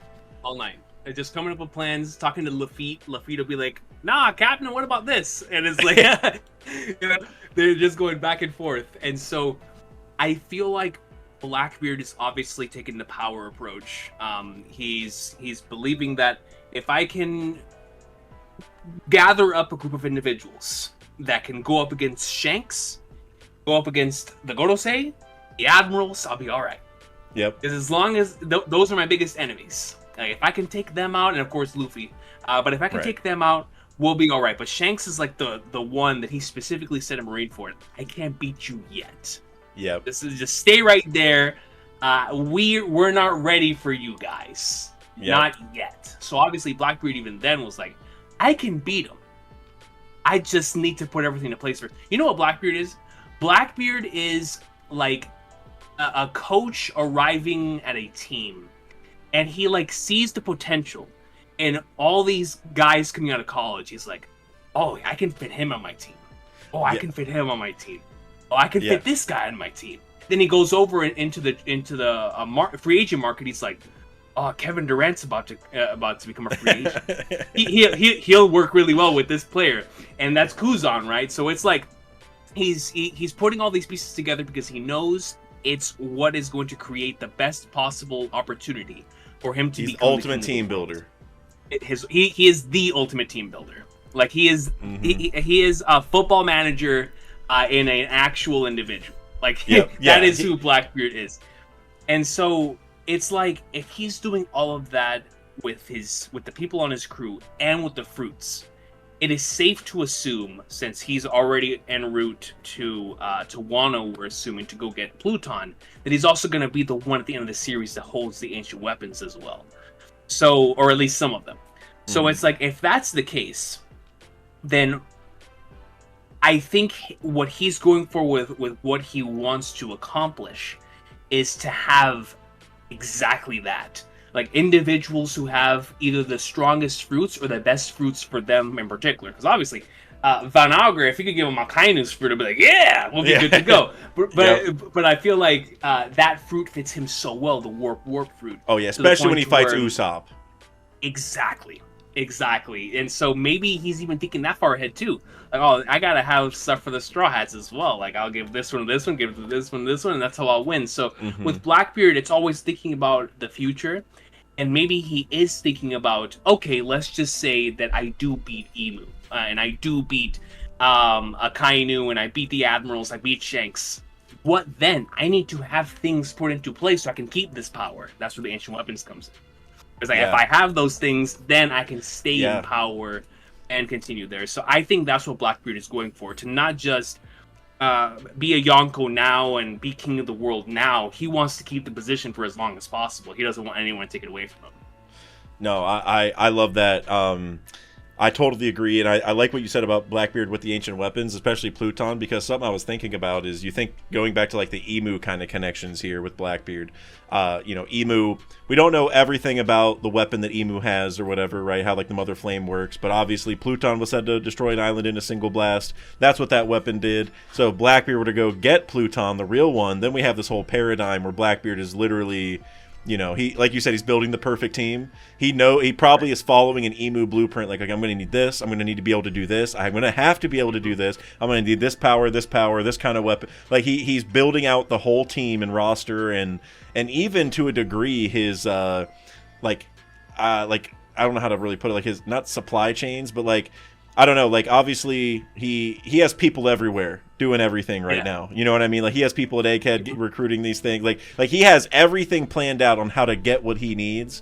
And so for Pluton to then kind of like be like the cherry on top for him to be like, all right, guys, well, now Now we're talking. You know, we're cooking at this point. Like we can absolutely do this. And yeah, I can't wait to see what Blackbeard finally does. That's my guy, man. That since day one. Same here. Yeah. Day one, Blackbeard, and it's like I'll always be a Blackbeard and Shanks guy. Like I love those two characters so much. But it's gonna kill me when they face each other, because then my heart is really gonna be split in two. Because I love Shanks with every part of my being, but I've always been a Blackbeard guy, so it's like it's gonna kill me. Hey, Shanks is done for, man. That's all I'm gonna say. If just narratively, there's no way Shanks is gonna beat Blackbeard. You know what? There's just that's Luffy's job. That is true. There's just like maybe and honestly, them ending in like a draw or just like a no like ending to it. That also I feel like is not gonna happen. That also works. I mean, it's gonna be tough. Like yeah. I don't know. Like Shanks maybe doesn't have to die, but like he's gonna lose. You know what I mean? Like he's just gonna have to, I think. But as much as it's gonna hurt me, it's like narratively that's the only possible conclusion that makes sense. Yeah, but hey, it's gonna be hype when it happens, dude. Like that might be top. Well, hey, and let's talk about that. Let's build off that a little bit just here, because that's definitely like an end of the story thing. When do you see that happening? Like, do you think that's a near term occurrence? Do you think that the reason why Oda has not shown the Yonkos, and in particular, even when he does, like for Crocodile, for example, a few chapters ago, he didn't show where they were. And within post Egghead, we're going to have like our minds blown when we see where these characters actually are. So, like for example, when we cut over to Buggy and Mihawk and Crocodile, and we see where Crossguild actually is right now, we're gonna be like, holy sweet mother of Flagdarts! Like they're where? Like, yeah. Hypothetical example. Let's just say we finish Egghead and we go into post Egghead, and like the 5 chapters of post Egghead are like Imu face reveal, going around the world, getting the new bounties, and then the other chapters are dedicated to like, no, Shanks and Blackbeard are about to meet. Like we see these two characters squaring up about getting ready to box, right? Or Crossguild meeting up with Blackbeard, or the 3 of them meeting up with each other. It's like I feel like there's a reason why Oda's not showing the Yonko right now, because it's so weird that the most important pirates are not reacting to, especially flipping Blackbeard and Shanks, who I know would have a lot of reactions to what Vegapunk is saying. Yeah. Well, Blackbeard did have one reaction. He did have to the D. To the D. But we didn't get to see wherever he was. We also didn't get to see where Beppo was either, because that confirms that Law made it somewhere. So it's still it almost builds your point even better to think about it that way. Like, Oda will not tell us where they're at. Exactly. And so if we continue to not see where they are, I think post Egghead at the very least guarantees that when we see where these characters are, we're gonna have our minds blown. One of them's meeting each other. Yeah. Like I don't know if it's Shanks Blackbeard, Shanks Crossguild Blackbeard. One of them is meeting each other. We're gonna have a Yonko clash. I don't know if we're gonna see the end of that clash until after Elbaf, mid Elbaf, whatever it is. But I think post Egghead gives us both an Imu reveal and this first Yonko clash is gonna shake the world. For sure. Yeah, no, that's... And Revolutionary Army. Yes, and we are definitely going to get into that here in a second, because that's going to tie into the Gods Knights for sure. We kind of touched on it a little bit earlier. You did, and I totally agree. But for the Yonko part, I think immediately, obviously Blackbeard has Garp, and I think that's got to be like an immediate kind of resolution, because... Like he's not holding him just to hold him. He obviously has a purpose, right? Because for Kobe, he was hoping to leverage to get Pirate Island recognized as an actual island. Could he try that with Garp? Maybe, but the government doesn't really like Garp, right? Like they want him dead. Like they wanted him out of the Marines a long time ago, but he's so popular they couldn't do it. And this is kind of their excuse to let it happen and to make Blackbeard look like a bad guy if they do execute him, right? Exactly. So I don't think Blackbeard's going to do that, because he doesn't want a target on his back in that regard. So what can he do? Go sell him to the group that is trying to put a target on their back very actively in the Cross Guild, right? Yeah, they're actively trying to take Marines in. Garp's worth 3 billion berries. So imagine right after Egghead, we just see Blackbeard pulling up to, maybe it's empty bluffs, maybe they're meeting out on the ocean, just ship to ship, who knows what it is, but they're meeting, and it's going to be just, good old Zehaha, like, where's that 3 bill at? You know what I mean? Like, it's gonna be it's gonna be a badass scene. Like, it's gonna be Croc's gonna come out like. Remember how Croc and Blackbeard met in Impel Down? And they're like, oh, are you the guy who took my spot? Okay. Like, imagine Croc comes out like, oh, so now you're here wanting $3 billion from me? And they're like, well, I got the hero of the Marines, sir. And it's like, all right. It's like, that's the top prize, I guess. Like that little conversation between Crocodile and Blackbeard will live rent-free in my head for months after it happens. Because they will... Even if it's not selling Garp, they will have a talk at some point. Because obviously, let's say Blackbeard goes and gets Pluton. Who wanted Pluton originally? Croc. Imagine, there's just so many chances here for them to, for Croc to be like, you're kind of like taking it, like you're stepping in my shoes, like every time. You know what I mean? You took my Warlord spot. You took the weapon I wanted. You took my money. You know what I'm saying? Like so. Go ahead. Dude, no, I'm sorry. Like, because you're cooking. Imagine this, right? Like, when that is happening, Crocodile's about to make a move, right? And Buggy's like, yo, don't mess with this guy. Like, don't mess with him. And then Crocodile's like, no, F that. I'm gonna go for it. He hears a gun. Just Lafitte is right behind him, like, yo, relax. Don't do nothing. Mihawk then goes in and is like, hey, yo, chill. Then Kuzan pops up with his Mihawk and is like, hey, put the sword down. Put the sword down. Oh my god, it's dude. like, bro, you know how hype that would be, like. Or Shiryu even, because swordsman, because he's invisible, he could sneak behind him. Oh, that's even more perfect. And then, like, Kuzan comes in as, like, the backup for the backup, and it's like, hey, he does the da. Like, yo, relax, let's take it easy. Or maybe he freezes all, like, the lower ranks of the Cross Guild, like Mr. 3 and all them, like, they all just get frozen. Right. And then it's just like, let's just do business the proper way here, and Cross Guild's like, all right, shit, like, all right, I guess. Right. Like, that scene... Like I said, that would live rent free in my head, man. I love that. I need it. But then also that I think you're still right though about even Shanks, because we haven't seen him. And even if Blackbeard goes and meets the Cross Guild in the near term, I think we're gonna see Shanks, like, for instance, maybe we see him waiting on an island and he just says like, Teach, I'm waiting for you. Like, he knows that Teach is gonna go there because he's been tracking him. So then we have like a simultaneous setup, like, all right, once Blackbeard's done with this crazy thing, we're about to get Shanks and like that whole setup. Dude, that'll be a massive, like, Super Bowl level moment for the community. You know what I'm saying? Like that is like as like Kaido versus Luffy was like a Super Bowl level moment for One Piece fights. Shanks versus Blackbeard is maybe even a better Super Bowl, to be honest with you. 100%, no question. I feel like Shanks versus Blackbeard is going to be our. Like a certain event that just took place in JJK like a year ago. That's gonna be ours. That's gonna be our version of that. Oh yeah, and we will be glued to the screen or whatever book, whatever you're reading, 100%. And I guess so to build off of that a little bit, I'm curious. What islands do you think we have left to still visit in the story? Because obviously, like, because Oda's jumping around a lot now, right? Like in Egghead, we've seen a bunch of different stuff happening on different islands, so he's kind of able to, like, even though it's the Egghead arc, it's also the Hachinosu arc and kind of the Winter Island arc a little bit. So we're kind of visiting quote unquote islands without actually going there.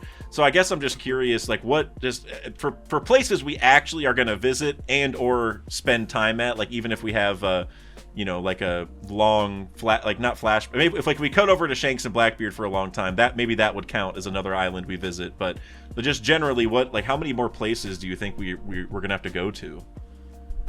I'm gonna go 3 to 4. I'm gonna go that we have like to use the Alabasta Saga as an example. I say we have a Whiskey Peak, Little Garden, which is Elbaf, Drum Island, and an Alabasta. It's the same thing with like the Sabaody to Marineford thing, except I think it's going to be like a combination of Sabaody to Marineford and Whiskey Peak to Alabasta. It's going to be like those two fused. I think we're going to have 2 transition arcs that are going to take us from one arc to another. I think obviously the other 2 major arcs that we have left are Elbaf and the Final War. and slash Laughtail. I think those are and I think Laughtail Final War kind of like Impel Down Marineford, where they lead right into each other, so they kind of feel like sense. They feel like their connection, like they can't separate it. So kind of like how Impel Down Marineford is really hard to separate, or Water Serenity's Lobby. So I feel like Laughtail Final War are going to be like right next to each other, Impel Down Marineford-esque. Yep. Before that, though, was the interesting thing, where even going from here to Elbaf, I wonder if we're actually going from here to Elbaf. You know, yep. I wonder if there could be like a 5-chapter Jaya. Where we go to another arc and then go to Elbaf. Sphinx Island, baby. Sphinx Island. Right, exactly. So, like, imagine it's a hypothetical situation. We go from here, we go to a place like Sphinx. Then from Sphinx, 5 to 10 chapters. Then we go over to Elbaf. Elbaf, 100 chapters long, minimum. And then from Elbaf... thank God you said that. I agree. We'll talk about that more in a second, but yeah. So many ideas, and then from Elbaf, and that's going to be Oda's final adventure. You know he wants to take his time with that. Go crazy. Cook. So 100 or 60 to 100 chapters for Elbaf, or maybe even more, and then we go into another transition arc, which is probably going to be Lodestar, or something around those lines, which is going to be your Zoes, your Jayas, and then that will lead us into the final adventure in Laughtail, taking us into the final war. That's the way that I see it, which means we have 3 to 4 arcs left, which kind of hurts. It does. But those arcs are going to be long, so we'll be all right. Yeah, no. Some of them are going to be really long. I completely agree. We're going to dive a little bit more into the Laughtail Final War breakup here, because I think that's interesting on like the order of events there. But I agree with definitely everything else you said. Like, I think we need like a breather kind of like recuperation arc here after Egghead, just to calm down, get caught up on the events around the world. Like, Luffy doesn't know about Garp yet. He doesn't know Kid lost. He doesn't know Law lost. Not that Luffy specifically really needs to know these things, but the crew at least needs to become aware at some point that, you know, like their recent allies lost. Like, that's really important. And maybe Shanks meeting up with Blackbeard will happen and they'll hear about it. So like maybe Luffy has some urgency. Like, there's just a lot of things that could get explained. And also for Sphinx, I did a video on this, but the big thing is Miss Buckingham Stussy, the old one. She said that Vegapunk was the only man who could prove that Weevil was Whitebeard's kid, and we have Vegapunk, or several of them technically, with us in some way, shape, or form. And so for us to then go to Sphinx and make that connection happen, like, hey, Marco, here's the proof you're waiting for. Like, Vegapunk can tell you. And then that can kick off another Impel Down breakout, where then Marco goes and saves Weevil, right? Because he's like, okay, well, if that's Whitebeard's kid, I gotta go. And that also makes it a big parallel to the first Impel Down, because you have Whitebeard's son in both cases, one adopted, one biological, and also you have that individual's adopted brother saving them. For Ace, it was Luffy. For Weevil, it's Marco, right? Like the parallel's like too perfect, I think, for all that. Crocodile and Dofi. Exactly. If Dofi gets freed. Yep, you go down there, Marco sees Weevil, probably going to be in skinny mode because he got hit by Green Bull, and so imagine Weevil looks like Whitebeard, so they have this emotional moment of like, dang, like, Vegapunk wasn't wrong. Like, you are Whitebeard's kid. And then you can hear Doflamingo just laugh from behind, just like Crocodile laughed, right? And then he's like, hey, if you want to get him out of here, I can help you with my powers. It's like exactly what Croc said, right? Yep. So yeah, I totally see that happening. But then, like you said with Elbaf, I'm definitely in the 100+ chapter group. To me, that, like you said, that's Oda's last chance to just have fun, have like a big arc that's just... It will be tied to the overarching story, like there'll be a lot of lore, right? Like, we're going to learn about Nika and a lot of stuff, but at the same time, it's kind of Oda's like last chance to isolate a little bit and just focus on a fun story arc on an island, right? Like, he's gonna like learning about the giants and their past, and maybe even how Mother Carmel maybe can come back, or Big Mom can tie into this in some way, shape, or form. There's a lot of stuff that Oda can do that won't necessarily be end game stuff in Elbaf. Kind of like with Wano, like, even though it tangentially matters, like fighting Kaido, helping the poor people of Wano, and training at the prison and all this, like that's Oda loves to do that kind of stuff, where he just has a little adventure at the place we're at. So totally agree with that. And then Lodestar, that's actually the video that I did before this collab that's like this is tied to. Absolutely agree, we're going to Lodestar. Probably will be shorter, but the thing for me with that arc, and this is what I say in the video, is basically we're going to need help getting back over the red line. Like, if we go to Lodestar, someone's going to have to help us. Like, we have to go over it or go over the Calm Belt to go back up Reverse Mountain to go back over. And it's like, so who's going to do that? I feel like Scop or Gabon is a really good answer for that, because, I mean, Rayleigh obviously helped us go under the red line, so for Gabon to help us go over... Rayleigh helped us go under. Gabon can help us go over. Rayleigh also swam across the Calm Belt. It's like, well, maybe Gabon can escort us across the Calm Belt. You know, there's a lot of like interesting ideas there, but I totally agree. Lodestar, and I think Lodestar is going to be a super interesting arc because we already know the information that we learned there, right? The poneglyphs, but we're still going to go there anyway. Like, Inuyasha was like, yeah, you should probably still go. Like, even though, like, if Crocus told you to go there, he knows more than me, so you should go. That's basically what he told him. And so there's going to be something there that is going to be very huge for the story. Could it be the final road poneglyph, like the man marked by flames is there? Maybe. Could it be, you know, some lore about the, like, the idea that I bring up in the video is basically like, could Robin maybe learn how the Ohara scholars first ever learned the poneglyphs? Like, or like learned how to study them, and Robin can learn that Lodestar is really what started Ohara or something? Like, there's a lot of deep things that we could figure out there. But yeah, I don't think... Go ahead. I'm sorry. I just said well, on regards to Lodestar, before you continue your what you were saying, because I absolutely agree. I feel like Lodestar, on top of everything you just said, is going to be like the opportunity for Oda to have those Logtown-esque parallels for the last time. Where I feel like here we might run into Smoker again, and we'll have this is where Roger was. This is where a character was right before they went out and found the One Piece. This is where Rayleigh was. And you can show like a parallel to Zoro.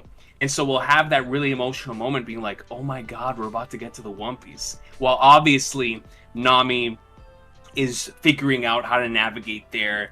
We have, like you said, Robin making some sort of connection with the poneglyphs before making the ultimate realization that will take us over to Laugh Tale.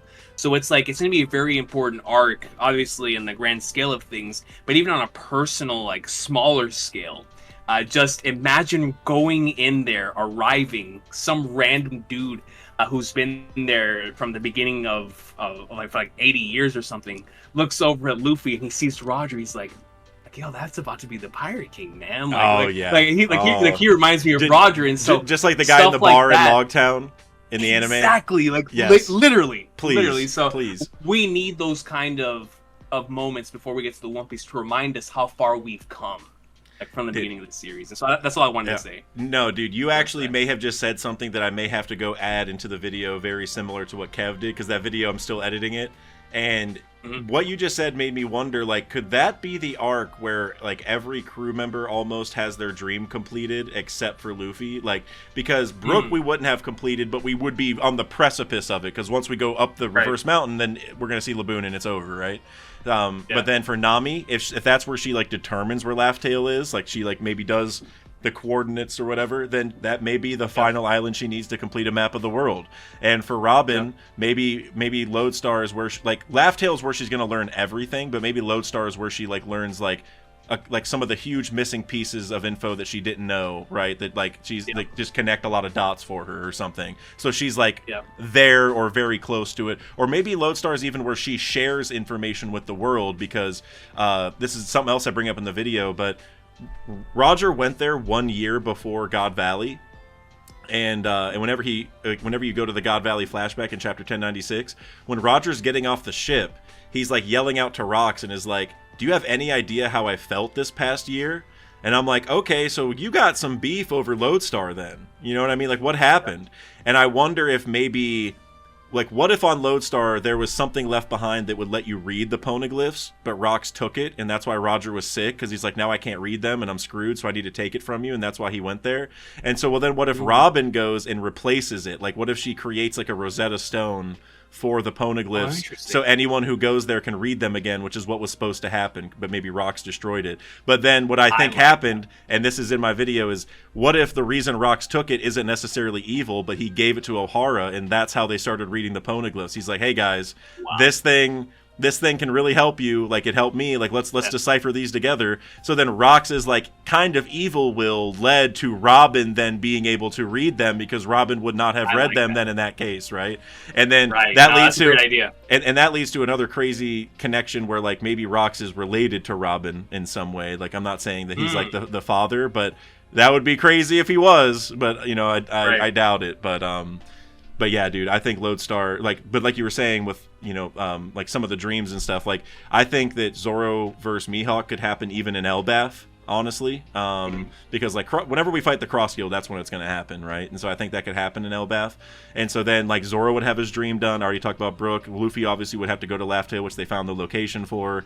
I mean, Chopper getting the cure. We already got confirmations for Sanji's dream on the precipice because of the rising sea levels. Oh, true. So that's about to happen. True.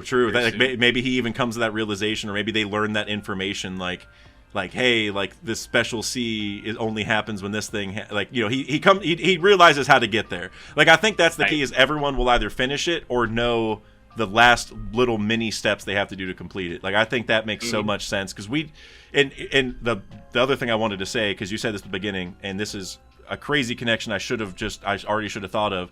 So the definition of Lodestar, like just in the regular dictionary, is like the star that guides a ship or something like that.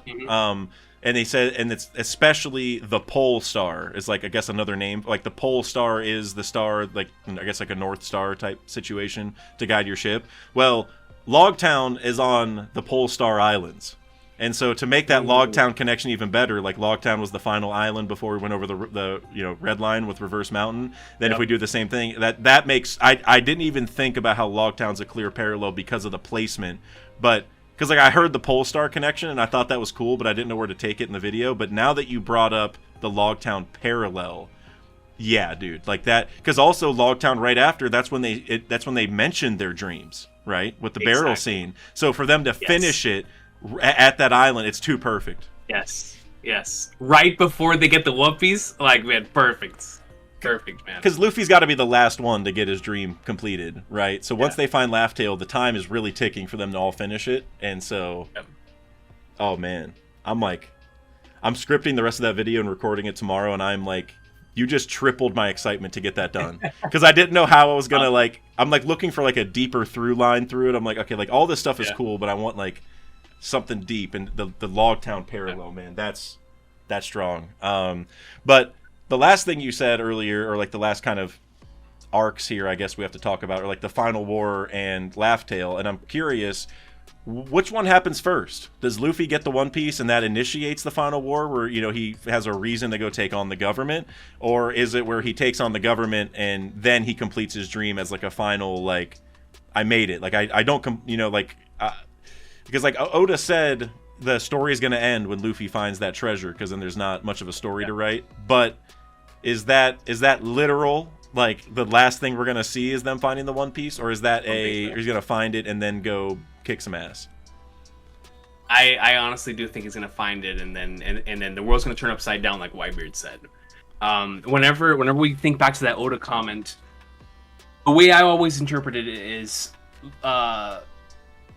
he's referring to, like, Oda's, whenever he says like the series is gonna end after he like finds the One Piece, like that's pretty much it, is that he's technically not lying. Like, even regardless of whether it's the final chapter or it happens like 200 chapters after he finds the One Piece, like, once we find the One Piece, that kickstarts. If in that moment, and we see the voice entry flashback, we get all the context needed for the Imu stuff and all of that.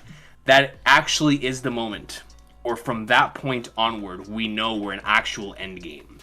Like I've always said for the translations, some of this stuff, the individuals in Japan refer to things differently than we do. We refer to chapters as like manga chapters. They refer to manga chapters as episodes at times, and chapters for them are like arcs. Like, they have the Wano chapter or the Enies Lobby chapter or whatever. So like when Oda's talking about he can't wait to write the final chapter, he's probably talking about the final arc, right? Like, that's what he's been so excited for this entire time. And so I've always looked at it as the same thing that Whitebeard said. Once the treasure's found, the world will be turned upside down, and I think that might be literal. Like, based on the what is that? With the most recent reveal that we got, you do a pole shift. Maybe we actually get the pole shift, and the final war takes place on the actual ancient civilization grounds. Once we see what it looked like back in the day.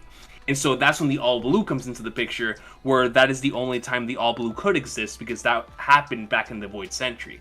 And so once the world literally turns upside down, which is so interesting to me, like, how did Whitebeard know that? Regardless, it's like once the world turns upside down, then we get that opportunity for all that stuff to happen, and the final war happens, and then the series comes to a close. I think that's why, at the beginning of the final saga, Oda set us up for, yes, we might find the One Piece, let's just say 100 chapters before the series ends. But then you also have something even more endgame than that to look forward to, which is once Luffy beats Imu or beats Blackbeard, you're going to have the Luffy's dream, the actual Luffy's dream. Yep. To like send us off into the end of the story. So I think that's where we're going. That makes a lot of sense, honestly, because like I've gone back and forth on this, and I've even done videos where I'm like, all right, guys, like, you know, I'm gonna take this time, but then in the other video I'm gonna go the other side, because I genuinely don't know. I'm gonna give an argument in this one for the one, and I'll switch, because it's a hard thing to break down, because once you find the One Piece, like, I can get why people might feel like the rest of it's like maybe a little empty, or like, this is what I was waiting for, like. You know, like, how are you going to keep my attention for the rest of the time now? And like you said, with Luffy's second dream, I didn't even really think about, like, the logistics, because, like, we're not going to see Luffy accomplish his second dream before the first dream. You know, like that. Like, that's just the setup of it. That's why we don't know it. It's not like Luffy's going to suddenly finish that second one when we haven't even heard it. Like, it's probably going to be that we go to Laugh Tale, we get the One Piece, we have like a big reaction to it, and then Luffy probably tells us what that other dream is, and maybe it'll tie to what he learns there, and then that gives us the motivation to go continue on, and Luffy still has more stuff to accomplish for himself that we care about, right? So that's brilliant. I think I honestly am pretty firmly now on One Piece first, which I want. That's like the better one for me. Like, I would prefer that. It's a tough call a little bit, but it is a tough call. I mean, if Oda decides to go the other way, where the One Piece literally is the last thing that happens in the series, I'd be fine with that too. Like, we'll see what happens. You know what I mean? Yeah. Oh yeah. If he decided to do that, he would have a great plan for it, and I would, like, he would nail it. So, So a couple more questions here that I want to get through, because we kind of flirted with this one a little bit earlier, but the God Knights and the Revolutionary Army.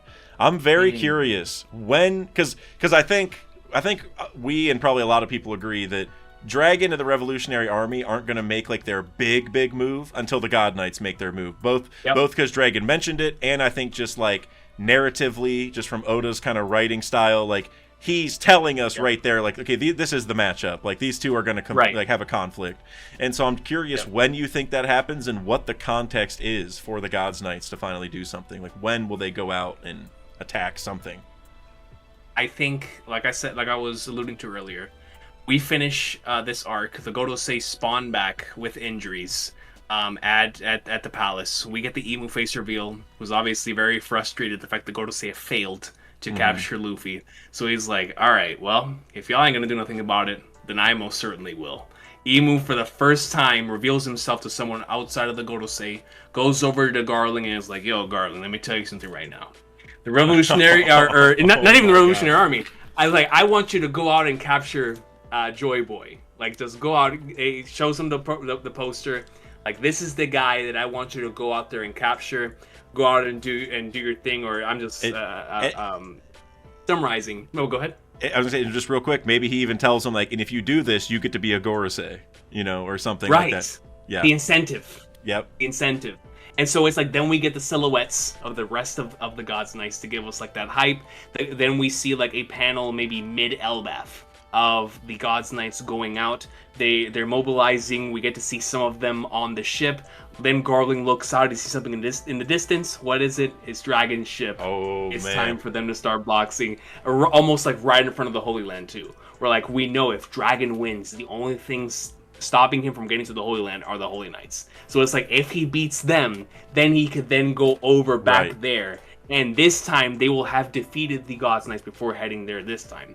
So it's like it could give us that classic Oda thing of, oh, we have great setup right here, but just know that what happens after could be even more hype than what's happening right now. Yes. So it's like I think that's the way he's gonna go about it. Now, obviously, I've been thinking a lot about how Imu's gonna go about it, because I'm sure Imu gives the order.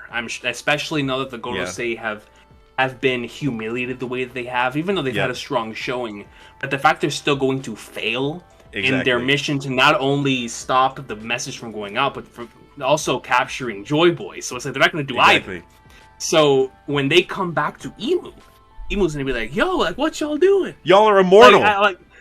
Exactly. How? You guys are immortal. I sent all 5 of you guys to go take care of this, and you still couldn't do it. You had like 30 battleships there. Like, what do you? Kizaru was there. CP0 was there. Like, how? Exactly.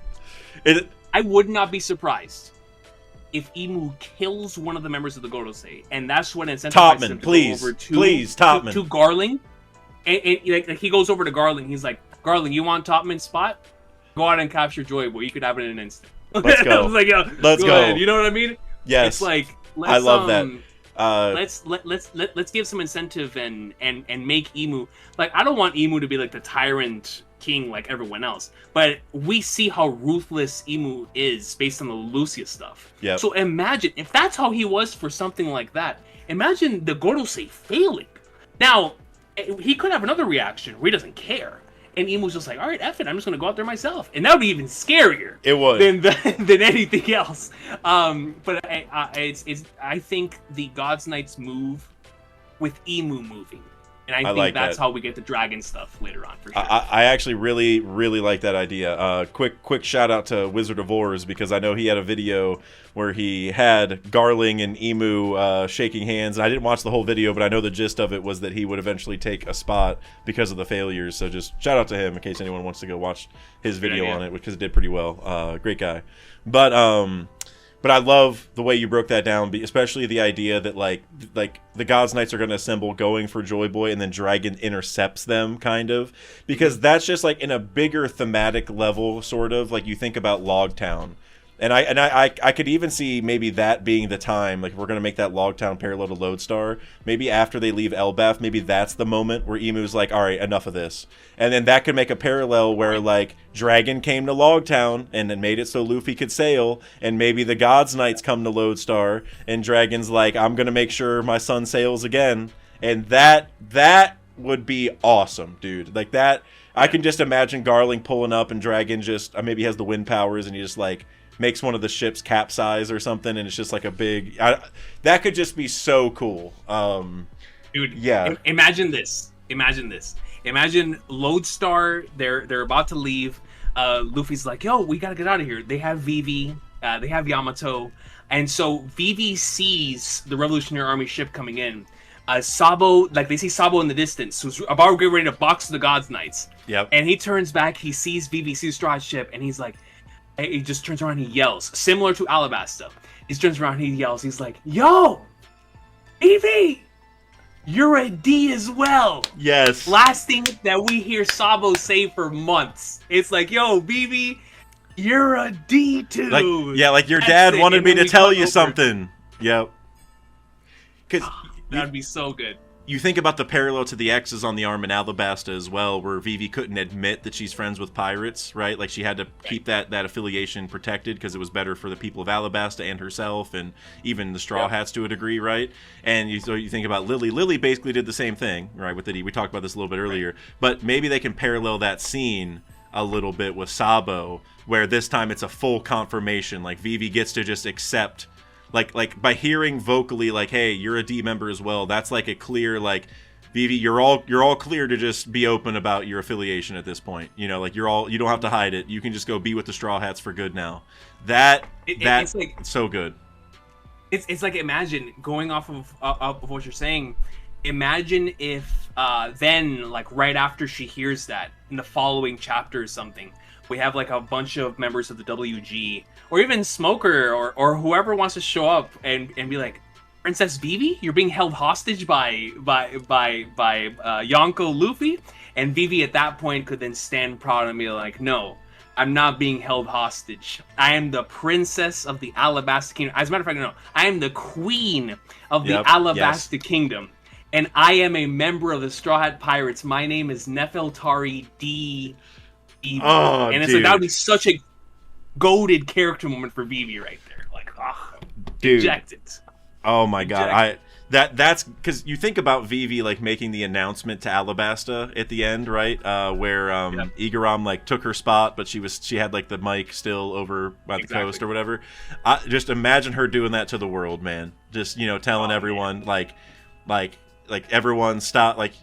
Because that I think that's kind of Vivi's role, is to be the respected, truthful person that they can trust. Like whatever Vivi says, we're riding with that. Like that's how I view the world. Because like we saw Brooke say, no one's ever spoken negatively of the leaders of Alabasta before. Like they all view them positively.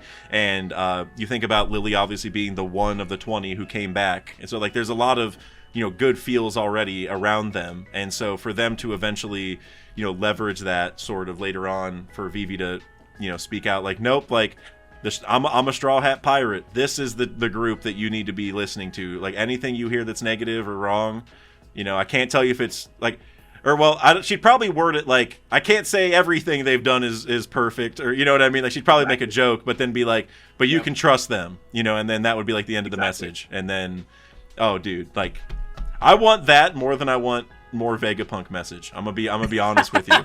I want that. I want Vivi to grab the mic, right? I want Robin to grab the mic too. Me too. Please, Robin, anytime. Like I need Robin. Like right as Vegapunk is about to say something crazy, he gets cut off, and I need Robin to like finish it. Yes. Like Robin just the ancient kingdom name is Robin. blank, and then Robin chimes in like, "I got you," and double page spread. Robin says it like, yes, please, dude. Like it's like you go back to Rayleigh, when Rayleigh like a couple chapters ago was like, let the young people have this moment or whatever. Like that's like he's not just telling Vegapunk to stop spilling the beans, because that's one thing. He's telling him like, if someone's gonna spill them, it's not you, old man. Like that's why I didn't spill them. Like it's not our job. That's Robin's job. That's why I've always believed that the one who's gonna reveal Imu to the world is Vivi. Because Vivi's the part of that next generation. Yeah. But like, and now that Wapol has the information and has already given that to Vivi and Morgans, it's not going to be Morgans that says it. It's not going to be Wapol that says it. It's going to be Vivi that says it. Yes, sir. So it's like, man, let's go. And Vivi being with Morgans, you think about a couple chapters ago when Morgans is like, Vegapunk, are you trying to kill print media? It makes me think that Morgans is going to start doing live broadcasts, which I've brought up before, where I think he should just broadcast like a sports announcer the whole end of the final war. Yeah. Like we need that. Like, just imagine, that would be the just best him calling the game. Ever. Dude, please. Like yes. Gats in Dressrosa, how he was just literally an announcer in the stadium, and then even after the fight went beyond the stadium, he kept announcing. Yep. I need Morgans to do that for the whole world. Oda, you have no idea how full my heart would be if I got to see that happen. Dude, Gats is one of my favorite side characters in the whole story. Same. And if Morgans got to just adopt that whole thing, and because Morgans is so beloved, just man. Yep. What about if he actually just gets Gats? And like Gats does like the announcements. It's both of them. It's like a panel. It's like TNT, like inside the NBA. One of them does play-by-play. The other one does color commentary. Like, let's get it. Please, dude. Oda, please, man. Especially if there's a major Davy back fight, because that is like a sporting event. You know what I mean? Exactly. I don't want that chump from Foxy's crew doing it again. I don't even know the guy's name. I want Morgans and Gats teaming up to just let the world know what's happening by the second. Like what? Man. Oh, peak that would be. Just too good. And Vivi's with him right now, so I wonder if he might start the live broadcasting soon and let Vivi be on there early on, and that's how it starts, right? 100%. And so the last question I wanted to ask you real quick is just, so we talked about the God's Knights and the Revolutionary Army. I'm curious, do you think that would be the end of the Revolutionary Army, or what is the kind of their future even beyond fighting the God's Knights? Because I feel like they're not going to get all wiped out in that fight, but I'm sure that's maybe the end of some of them or something. Like I'm just kind of curious what you see their future as beyond that. Come on, for the Revolutionary Army, right? Yeah, once that fight ends, like, are they just dead, or are they gonna have another function? So I definitely see, similar to how the WG and the Marines are setting up for their next generation right now with like Kobe and the sword and them taking over once they're gone. Similar with the pirates, we're seeing the next generation of pirates coming in and taking over. I think with the Revs, we're already seeing that with Sabo, where the Flame Emperor is already gaining so much love throughout the world that I feel like the Gods Knights incident will be what like solidifies Sabo and the new members of the Revs as like the faces. So I'm sure Sabo and Koala probably coming out of that are gonna be like, oh wow, like they're not only just here, they're here to stay. And at that point, once the world sees that Sabo and Koala and the rest of the Revs took out the Gods Knights, that will just give them even more individuals around the world who are like, oh yeah, we're rebelling, like screw this. Like if our Flame Emperor could go out and take out these extremely strong individuals, then why can't we retaliate against these stupid tyrants as well? And it's probably going to cause even more individuals around the world to rebel against their countries. And maybe that's going to cause like a huge, like right now it's 8 countries. Imagine it doubles and goes like 16 countries. Or gets to like 20. 24. 20. Exactly. Like or 20 kings. Exactly 20. Exactly. So, and if we get to that parallel, I'm going to assume that would be done by both a combination of Luffy's efforts and especially Sabo's and Dragon's.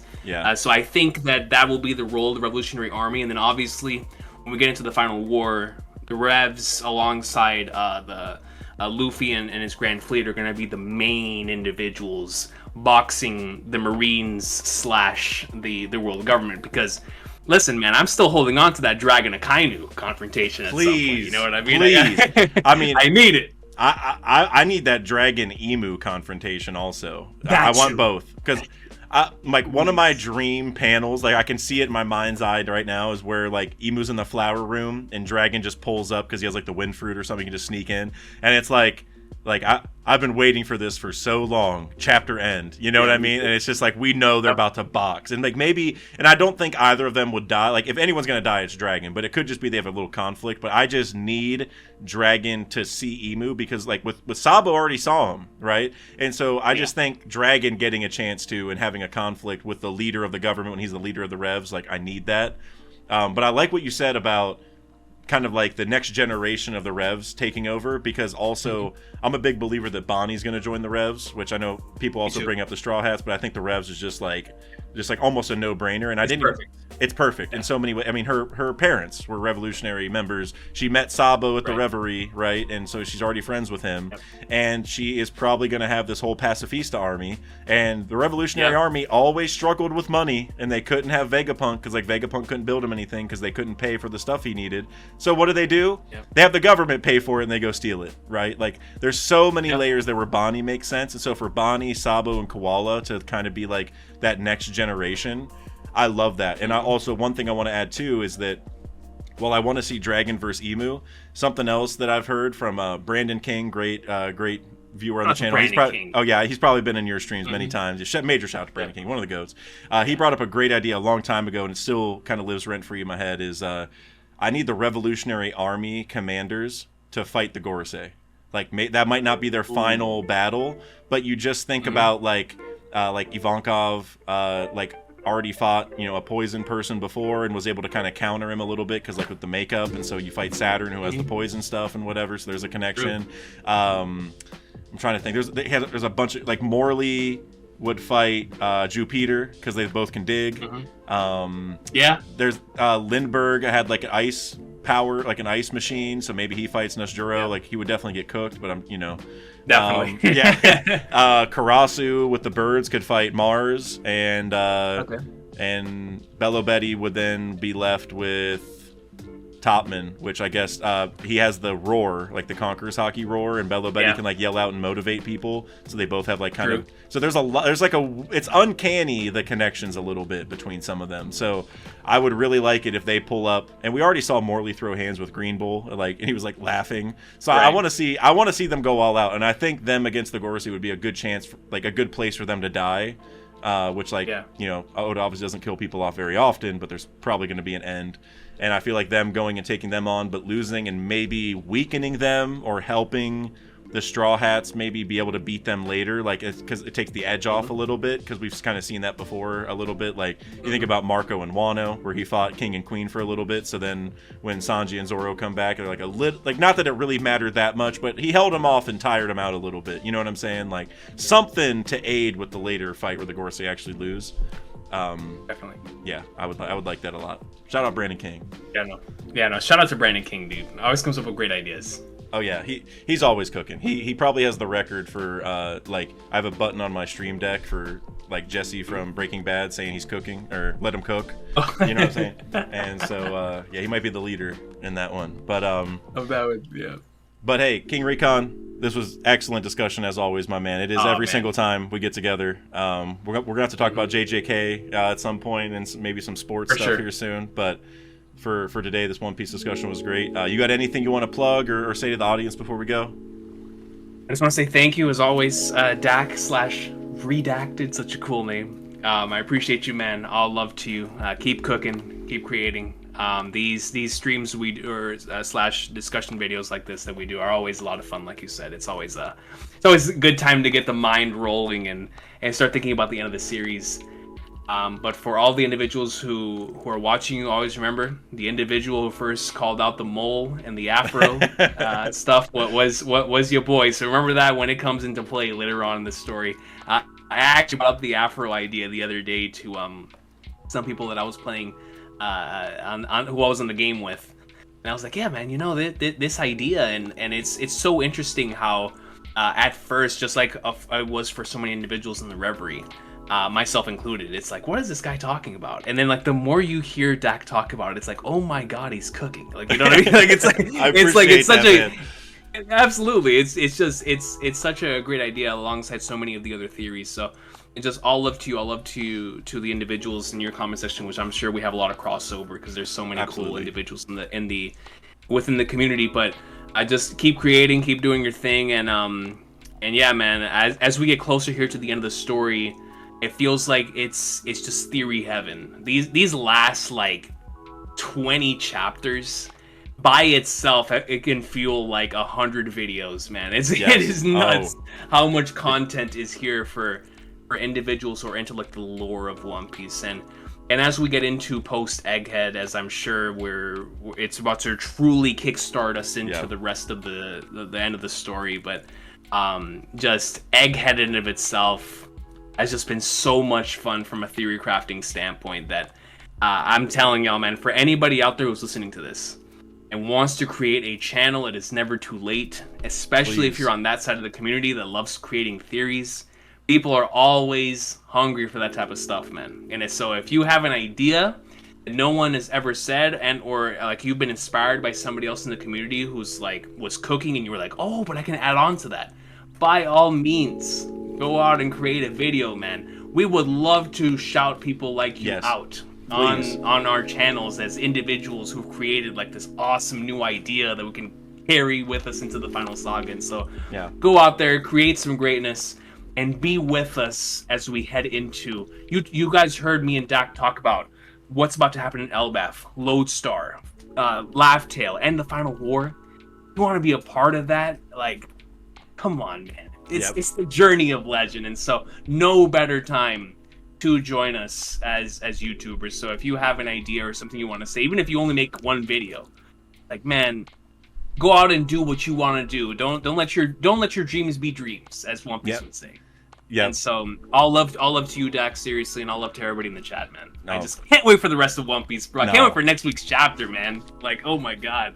Man, every time So I talk excited. to you, man, I get so hyped. You know, like I said at the beginning, I was a little tired because I ate a bunch earlier. Now I'm just wide awake. I'm wired. Man, you got me hyped. Thank you for all your kind words, by the way. But I also want to echo a couple things. One, what you said about new YouTubers. Absolutely. If anyone's watching this and wants to make content or whatever, not just to plug my own Discord, but I do have a section there where I am pretty active, where I try to help people with whether it's equipment or whatever. So if that's something you want to do, the Discord should be in the description, so you can definitely get some advice to start. But I also want to tack on to some of what you said there, King Recon, because there's even been some recent creators, new creators who started recently that have kind of started hot, honestly, and are almost like, one got monetized right away, one's about to be, and they're getting good viewership every video. Crap Cafe, who I just did a VOD or like a Davey Dak fight with yesterday, actually. He has 5 videos. I think he's around like 5K subs, but each one has like 50K views, which is like a great start. Nice. And then It's Always Sunny in Any's Lobby. Great channel name. Phenomenal name. Yeah, he's been around my channel for a long time. I love the name.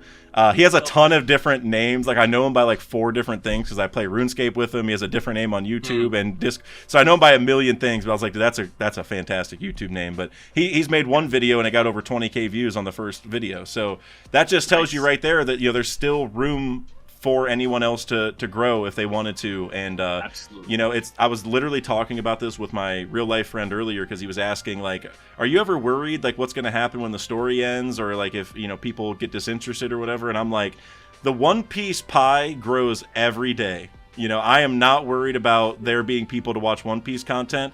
The only thing I am slightly worried about is how good of other creators there are, and I have to stay competitive. You know what I mean? There's a lot of great creators out now, and there's even people who've been around a long time, like you, Tekking, King of Lightning, Joyboy Theories, which, by the way, he knew, once he heard Joyboy, he knew that was going to matter. You know what I mean? He had the stocks early.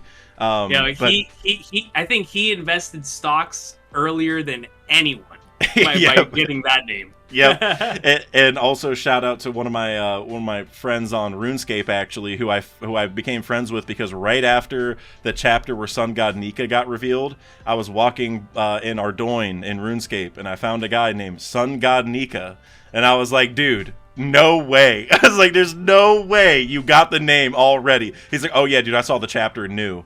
And then he obviously also made a good call, because Sun God Nika is even crazier to a degree. Super and I guess the last thing I want to say real quick is I know you mentioned that you were watching all the anime episodes because you're getting caught up before the chapter 1079 episode comes out. Are you going to be reacting to those like every episode from now on, because it's hype for the rest of the arc? Sure.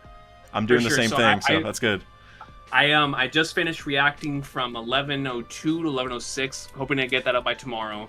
I'm gonna try to get from 11:07 until 11:10. Well, 11:11 should be out by then. Then I'll do that, and then I'm gonna make sure that we're caught up, so that way next week we'll be live over on the channel for that 1079 greatness, and not just 1079. We're gonna stay weekly again. And it's been quite some time since we've been weekly for the anime and covering it every single week, because man, we're about to enter the stretch of legend, and I can't wait to hear Imu's voice in the anime. Chapter 1085, which is going to give us our biggest clue as to what Imu's fruit actually is when we see it in motion and we see it in action. Our first time seeing the Gorosei in that kind of way as well, before they officially get revealed. Getting all of that within that chapter that's going to be the closest thing to the voice entry ever. So like 1079 and 1085 are the 2 chapters I really can't wait to see animated. Obviously there's a lot of other really good ones. Correct, yeah, tons. But man, 1085 is going to go so hard as well, so I can't wait. I completely agree with you, dude. Like, I've been saying for a while that once we get to chapter 1079, I got to start doing the anime reactions forever right now. Like, every episode is going to be worthy of reacting to for the rest of time, 100%. It seems like. Like, not that the other ones were bad, but obviously 1079 kicked off a special segment of the story. Like, it's been on a different level ever since then. And you mentioned 1085, but for me, 1087, I think the Kobe chapter, I think that's that one. I can't wait for that. I need that. That honesty impact, I'm going to lose my mind. Also, I think we might get some cool things, too, in the the end of the Blackbeard Law fight, because remember that's right after the 1079 one, and we're also gonna have, I mean, Kuzan versus Garp in general is gonna be awesome in the anime. The Buggy speech is gonna get some love, big time. Kill me. And then we come back to Egghead, and we're gonna have, you know, Luffy versus Kizaru, and just Saturn appearing, and the Kuma flashback. Then the Kuma flashback, bro. The Kuma flashback is gonna be like 2 months of me crying again, just like it was the first time. And you know, shout out to Randy Troy, because he's I think he's the first one I ever heard say this, but he was right when that chapter dropped. He's like, whenever they do this episode, they need to play Memories when Kuma's like running, or like remember in like chapter 1102 towards the end when he's running or whatever. It's like Memories is going to get played probably multiple times. Like, it's like the saddest, you know, it brings out the emotion instantly when it starts, so it's 100%. Because obviously the memory bubble, it's a flashback, it's going to make perfect sense. Exactly. There are certain chapters that are so universally generational that the entire community comes together to watch them. Like, there's like the Gear 5 episode, there's about to be this Divine Departure episode that's about to come out. Exactly. There was like the Sanji versus Luffy, Sabo's reveal. Like, there's a lot of episodes that we all get together to watch. 1102 was one of those chapters where every single human being that I saw that was into One Piece called that one of the best chapters in the entire series. Yep. So I don't know who Toei has in charge. I mean, I have full faith that they are going to cook, because they've been cooking nonstop since the beginning of Wano. Yeah. But when they get to 1102, all I ask is that you go, I don't care what y'all have to do, go all out on the music. I'm talking, I want to hear every like godly One Piece soundtrack on that thing, whether it's Memories, the Mother classic, C like, to the Grand Mother Line, C to the Grand Line. Like, give me all the classic One Piece. Even if you want to put like We Are in there, give me all of the classic One Piece soundtracks, and make us all cry even more than we did while reading the chapter.